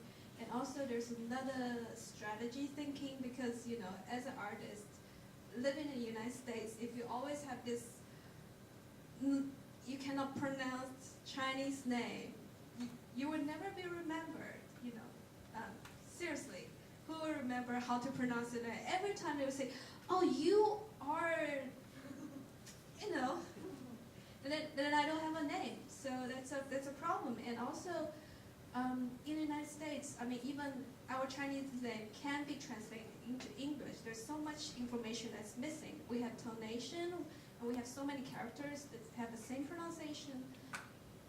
Even if you're pronouncing my name, I mean, even if I see Chinese artist name in English, I wouldn't recognize who they are because there are just so many similar pronunciations, and it's impossible to recognize our Chinese names in English, honestly. That's just what I think. I just have a question for you, Barbara, actually. Just to go back to this point that Tiffany kind of mentioned briefly, but you know, like I do want to question, I guess, kind of to go off what Charlie said about the future of whatever. But how do you feel that, you know, when we continue to discuss work that's coming out of, you know, globalization, do you think that, as an art historian, I'm curious what you guys, you know, you and actually other people who in art history or work as a historian, I'm curious what you think would be the future of even some of these labels that we come up with. Like, yeah. I'm really happy, and I'm happy to go back to the comment. What I have found is that the world is a lot more complicated than just because we have the internet, we're all the same. I mean, I find that finding individuality in that situation is actually getting increasingly difficult, and I see a lot of people struggling with that. And one issue I was going to ask you guys, but definitely comes up when I'm in China, is loss of authenticity. And whether people feel fears about losing authenticity in the face of globalization. And whether they feel a pressure to uphold a culture. This is a huge political issue right now in China because the current administration is passing policies about upholding culture. And there's a lot of educational policies about enforcing traditional Chinese culture. So it's a political issue as well as an individual aesthetic choice. And I have not found that artists all over the world are the same. That I definitely have not found that people all over the world work out of the same traditions or out of the same creative vocabulary, and that there are still vast differences between people depending on what cultures they're coming from. So I don't think we're at a point where I see this is all easily resolved. I see a lot of struggle going on around these issues.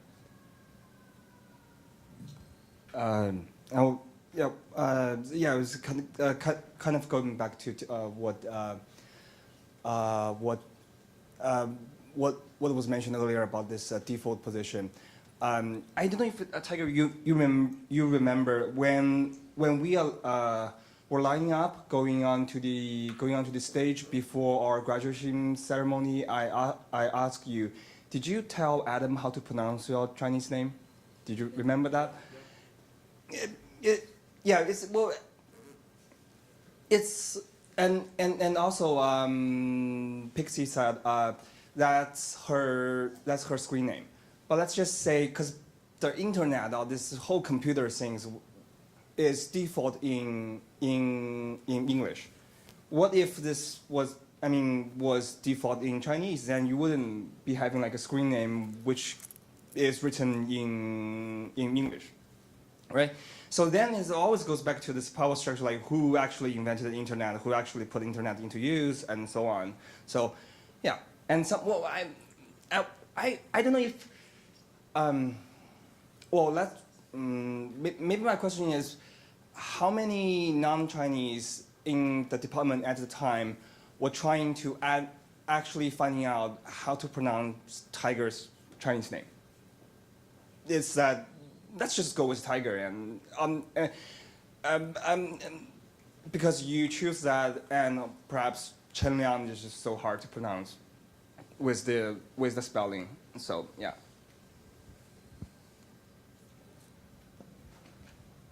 Yeah, and I mean, just to go back to the whole power structure thing, I think, like, I agree with what you're saying. I feel like, for me, I guess when I think about the labeling thing, I don't have a problem with people having to know, like, you know, your cultural background in order to correctly convey information, you know? But I think it's the same thing I said about the women artist thing. Male artists don't get called male artists, they're artists, right? But then when women artists have a show, it's like, women artist show, look at us, like we put it together a women's show. So I mean, I just think about these, like, yeah, the conditions of default, like what is a default? And I think with, you know, even with art being Asian art or non-Asian art, I think the gaze of like our history has always been so Western that it's, you know, that conversation, it's kind of established in a way where it's like art from the West is art, and then there's like Renaissance and there's art, you know, it's this all these different periods of art, but then when it's made in Africa, it's African art, when it's made in Asia, it's made Asian art. So I feel like sometimes having to constantly have that tag on you to almost like represent this whole region or this whole like location, I think it can be a challenge, especially when you don't even identify with a singular place. And so I think when we do continue to talk about transnationalism, which will inevitably happen, you know, with everything, I think I would love to, you know, challenge our historians or, you know, curators, artists, everyone. I think all of us do need to figure out how to label, or not label, but like talk about things in a way where it doesn't always have to uphold certain hierarchies or Western hegemony. It can be, you know, like, I don't know. I mean, we clearly don't have the terms yet, you know, which is why I'm like struggling to find an example. But I do think that, I think that's what I was like mentioning earlier about like this neutrality, you know, what does it even mean to be neutral, you know? And the fact that people who don't have that neutrality have to have some kind of like hyphen with them or some kind of like tag, you know. And so I think, you know, I totally understand from like a completely academic perspective that we need those things. And I've had articles written about me where it says like the Korean artists from Hong Kong, New York, blah, blah, blah, like literally listed everywhere I'm from, which I actually appreciate because they didn't just say like, oh, this like, you know, like, Korean artists, but they actually mentioned the places I'm from. So I do appreciate those kind of like, you know, I get that people need to know that I'm not from here or things like that. But I think, yeah, I'm just throwing it out there, but I do think that if we are going to have those kind of conversations about transnationalism, we need to address or like come up with, think of new ways to, I don't know, talk about it, I guess. I just like maybe with Charlie or the future, but don't feel there's a possibility that how everything will be carried forward will be from East. So that, you know, what you're saying is about coming from here. I think our time is really short. I don't think you have to worry about that for that much longer. So what I look at is what the East is going to want to take forward from the West of our history. I don't know, does anyone else think about that? I think that's possibly the future. Can I go with this microphone thing? Maybe speak loud. I had the same thought. I think that's what I was thinking. All right, is this good? This is what I was thinking when Charlie mentioned what's the future. I think naively, from my perspective as someone who lives in New York, we are taught to believe that the Chinese government has a lack of democracy, has censorship, and sorry, I'm going to get out of my thought 1 second. And I'm Chinese as well. And my understanding, my feeling is that 50 years from now, China will be probably the only superpower. And because of that, what they do would affect the world much more, no different than the US been for like 40 years or so. Having said that, I guess I have two questions. One, do you think do you think this is the right premise that China as a country are more censored, are less political, or I should say the citizens are less political? If that premise is true, do you go back to China, for those who want to make work between the US and China, do you make work that's very political, that's very overt? That's something that I, as an American citizen, I make very politically overt work against my government. Do you feel that's something that you want to do, or even something you want to take on? Not that all work has to be political. So that's question number one. Question two, which is more practical. For those who are in this process, many here, I believe, are Chinese nationals who might want to stay in the US. and they might have to go through this process of the O1 and then the EB1 and so on. Maybe you would want to touch on that. How does your work get affected? Because you know in the back of your mind you want to stay here 5, 10 years from now. As well as in a more practical sense, what advice would you give to many sitting in this room who might want to stay here 5, 10 years from now, financially as well as how to sustain themselves, so on and so on? That's a lot of questions. Yeah, I think at least I can answer the first part of question. It's Chinese.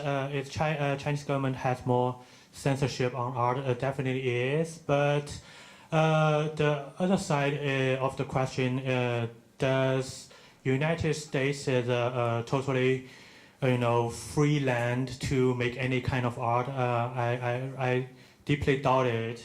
And right now, at this moment, at this moment, I can say something like I learned from the policy to censor internationals who lives in United States.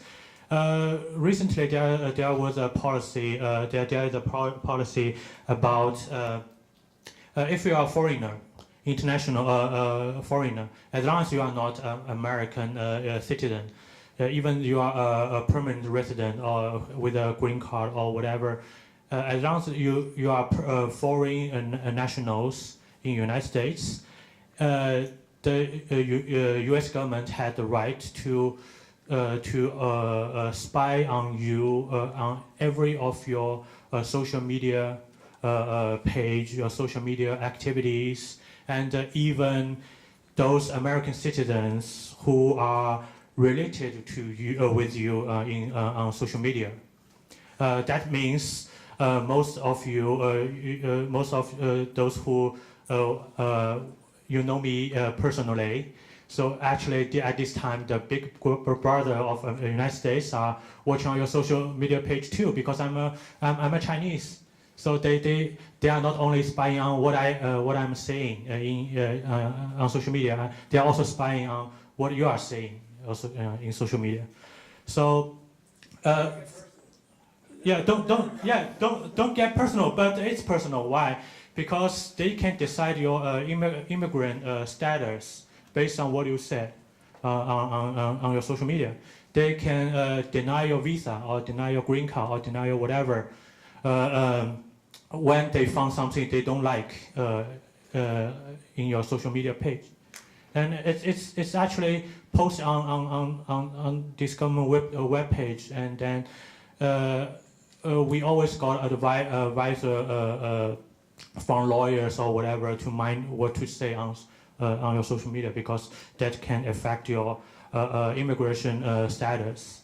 So let's say, because I'm right now I'm on an artist visa, so I'm going to apply another artist visa soon in the end of this year. So right now I'm very, very careful about what I'm saying through internet.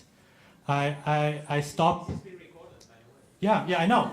I stop credit on the president of the United States right now, even though I really do want to, but I stop crediting this guy. And also, but let's talk about in China. China, the censorship in China is a different level. It's like they censor every way in your life. And I do agree. Like China has much more problem with this censorship in art, and that's why I want to.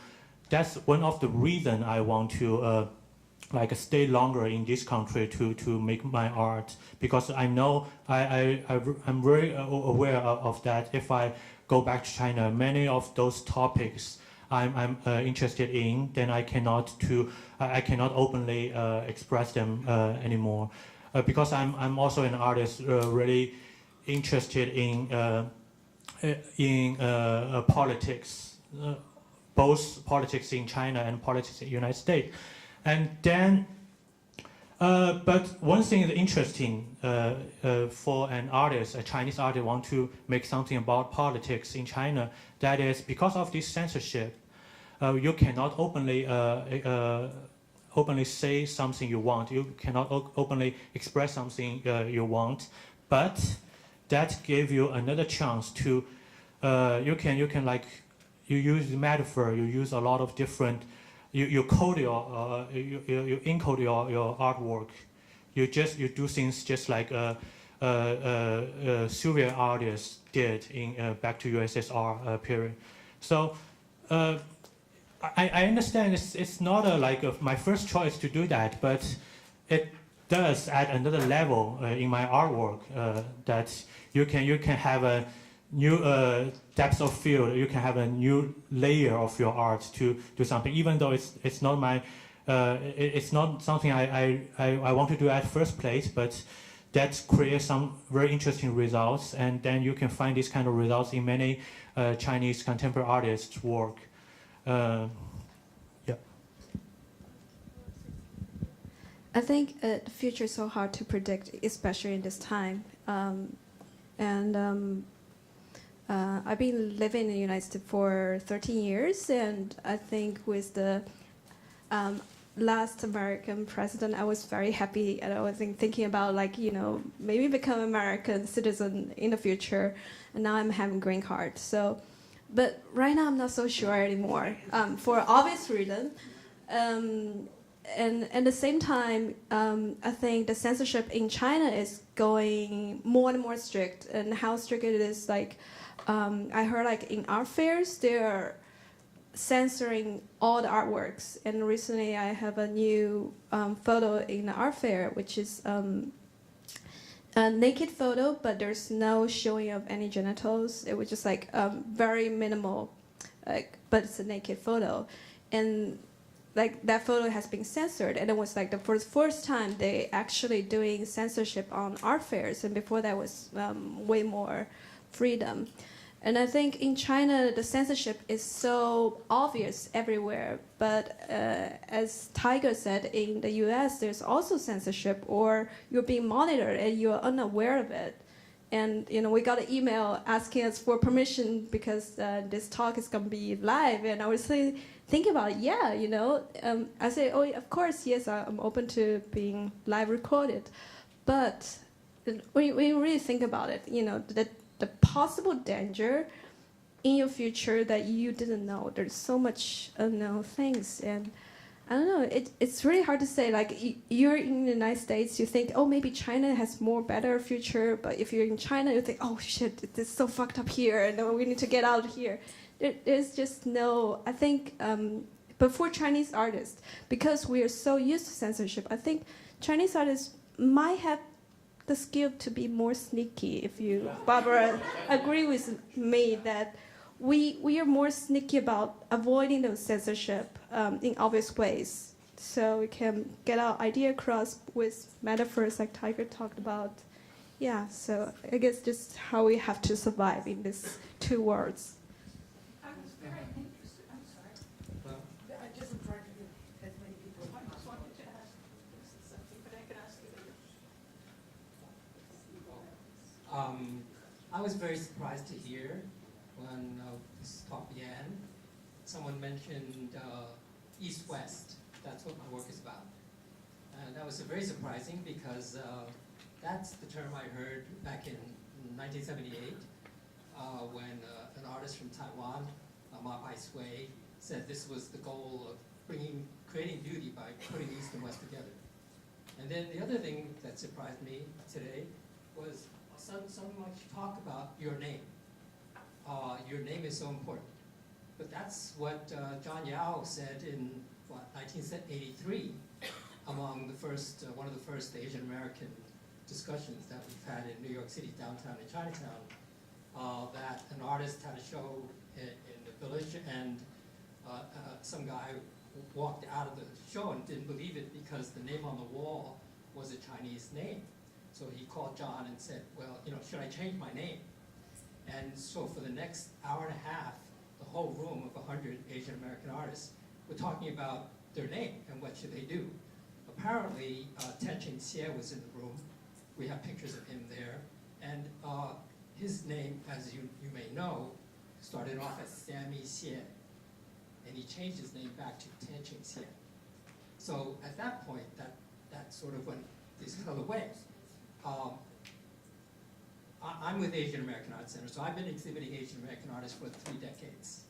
And we were interested in what we can contribute to this country, at least that's from my curatorial perspective, in terms of bringing certain Asian things to what this culture might find useful. If you want to, like many now, so many for the last, 10 years, artists don't want to be called Asian American artists that I was calling them. They want to just be an artist, or a whole bunch of Japanese artists want to be called Japanese living in New York. That's said twice in 2 major shows. So that there's artists to follow. It's not like this is something new. You know, Mel Chen is a big star in New York City because what he does is not Asian American at all. But I think the question that you responded to was that, well, let your audience decide. And now you just mentioned our new president and what they may do in the next election, because apparently some people are saying that he may still win. And are you going to live with the censorship that so many people in Southeast Asia have learned to live with? Yes, China has more experience in, painting snow on trees in such a way that the branches bend, showing that you're bending with the political authority of who the emperor was. Though you may do that, but you may also find that your audience is somebody that you want to understand and not just resist that censorship, but your audience is going to, at some point, if this keeps up, begin to redefine who you are, and who your work is, and what you're trying to do. And I wonder, how do you see that? If you can begin to see that coming, where are we, not as ambassadors, but it's just as people, like Mel Chen? A minute to think about I'm not sure we were clear on what the question was.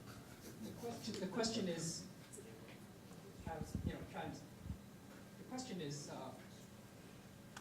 how we define ourselves, as this whole thing is about, and how we see the work we're doing. I guess the other thing I should have said is that a lot of the issues that we're looking at here is that we have a whole audience here who are all very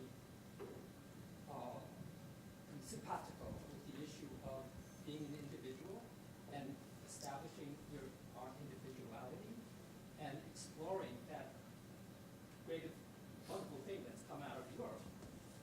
But the other thing that we're coming up against now is the authority of the larger political entity that wants to bring us back into an identity that they can control, that they can organize a nation and structure it. Well, we resist. So that conflict is, we don't always, as individuals, have the power to decide how our nation is going to define us. We need to find our value as artists to say something at the right time that our context needs. And it may not always be expressing our individuality. Any of you want to respond to? I mean, I really appreciate your comment, and I think a lot of the things you think about are the things I think about. And speaking of Mel Chen, which actually relates to what I learned, I think, through him, is actually when I taught a free class at Bruce High Quality Foundation University, which is a fake school. I had Mel come as a guest towards the end, and because I met him at something, and I was like, would you like to come as a guest speaker, but we can't even pay you, it's a free school. And he was like, I'll do it. And then, so we checked the date, and we had a confirmation. And then a week or two before he was supposed to come, his assistant got murdered, and I read on Art News that he found her. So I was like, oh my God, I emailed him, I was like, I'm so sorry for your loss, please don't feel like you have to come to this thing, And then he actually wrote me back a few days later. This was like a week after maybe that happened, or 2 weeks. And then he was like, you know what, he was like, I'm still gonna come. So, and then he was gonna be in New York anyway. So then when he came to the class, he looked at me and he was like, listen, you're my Asian sister. I'm doing this for you. He was like, and he was like, just, we have to support each other. And like that, like really, I was like, oh my God. I was like, holy shit, like this is what it's about. I was like, I mean, it's just, I don't know, because, I've met a lot of artists that I really respect, and, they've, a lot of people were generous and they came and stuff like that. But I think with him, he spoke to me in a way where I think I knew that it was almost like it was bigger than art. It was bigger than just me and him. It was like about, the solidarity and also taking care of each other and supporting each other. And that like taught me a huge lesson as an artist and as a human being, like to, to take care of and to support each other. And I think, I mean, that's like related but not related, but I think when I think about establishing a context, I think it takes more than me. It takes more than like a few Asian artists. It takes a bunch of us. And sometimes it takes, questioning the language in which art is established, and, but also I think, I don't know, I think a lot about how, we need to support each other. And I do appreciate the fact that you did fight for the title to not be like Chinese art, but art from China, because I think that I get that, with globalization, even though there's a lot of assimilation, that we are all obviously different. We're not going to be all like cookie cutter, same, netizen people. But I think I really do stress the importance of trying to come up with new ways to label or categorize or talk about different types of people or different types of art, because I think that, even though that might have been the case for like 30 years or how many years, I think that with everything, I think we do need to consider like new ways that we can talk about things and new ways we can contextualize stuff. So I think that's why I think I was just like challenging everyone, including myself, to really think of new ways we can discuss transnationalism, because I think, like you were saying, yeah, it's like a thing that's been discussed for so long, but then I hear from so many people who've been in it forever that like it's been the same conversation over and over, and so I do want to feel progress, but I don't know how, So I think if we keep questioning the existing models, like that could maybe help, but also I think supporting each other. Yeah. So I think we'll take one more question. Do you want to go? There was some back there. Is there somebody back there?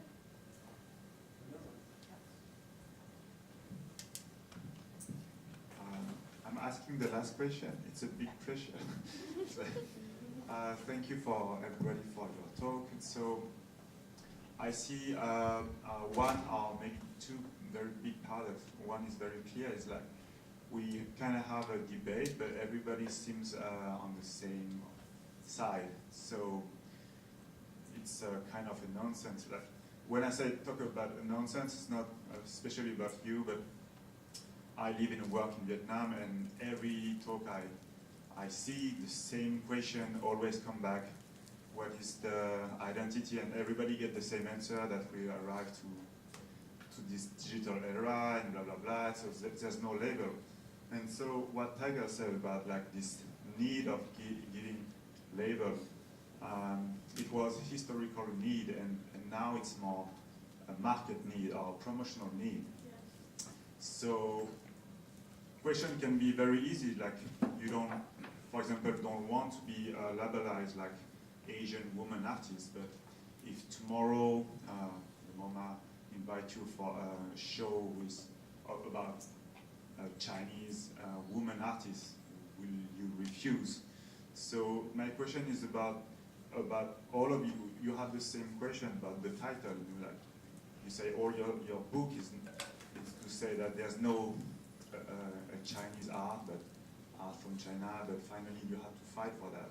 Because there is this need that can be summed up. It's not the question, the limit of East or West, or in China or not inside of China, but are we inside the system or outside the system? And by doing this kind of talk, are we feeding the machine that we are all trying to escape?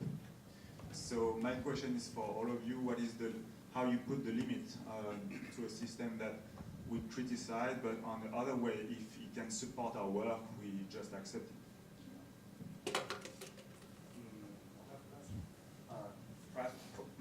Perhaps I don't have a direct answer, but this social media thing that sort of like teach us to only talk to the people who shares similar idea or similar concept with us.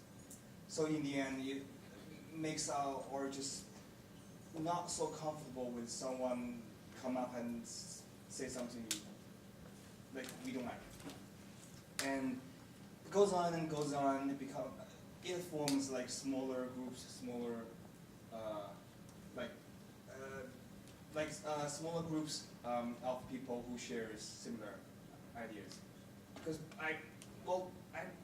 like when the internet first came out, or this social media first came out, I remember like there is a sense of the slogan that you can meet any kind of people on the internet. That's so cool because you will always meet like new people. But now it's like we only want to meet like people who like basically we already know. It's like we are doing this talk because we are probably sharing something similar. Because I don't hear someone shouting like I hate Chinese, right? Until now. So I guess it's sometimes I feel like doing the critique of the system perhaps is not going to do much.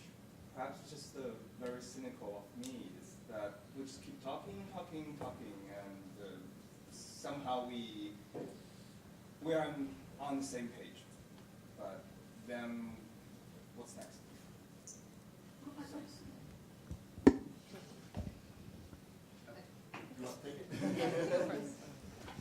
I mean, actually, I wanted to say something because initially I wasn't supposed, so I got an email from Barbara.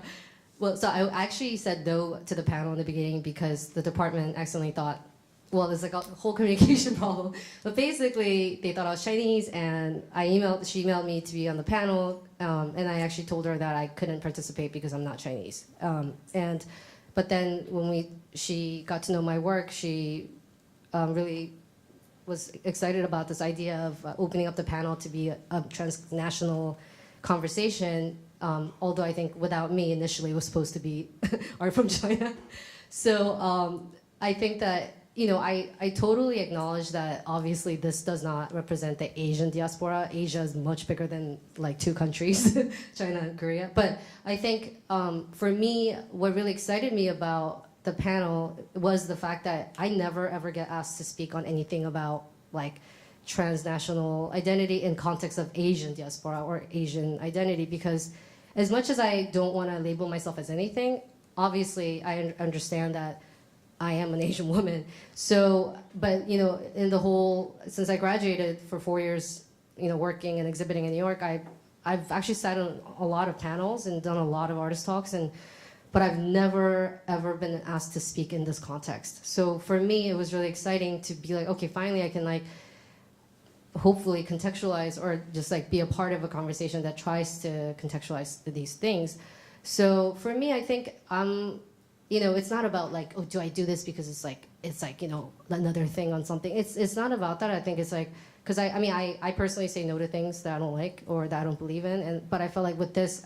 And talking to Barbara in person, I really felt like there were a lot of questions that we had that that I think still have room to like be established on. And I think that it's like regardless of, I don't know. I think that obviously you guys heard me speak my mind like the whole night. So I think I don't believe in I think that if you believe in establishing certain conversations, like whether I don't know if I'm answering correctly anymore, but basically what I meant was I do stick to what I believe in, and I feel like there were certain things like the label thing that I was bringing up because I could sit at home and think, oh, like how come we don't talk about how Asian artist labeled or whatever, or I could come here and talk about it with everyone. And I think, so I do believe in being, active.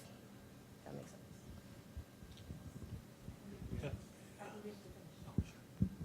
I want to thank all the panelists for coming here and participating so openly and honestly tonight. And I hope this is just the beginning of a continued conversation going on around SVA about how we structure our language and how we consider these issues. So, and thank you all for coming. Thank you very much.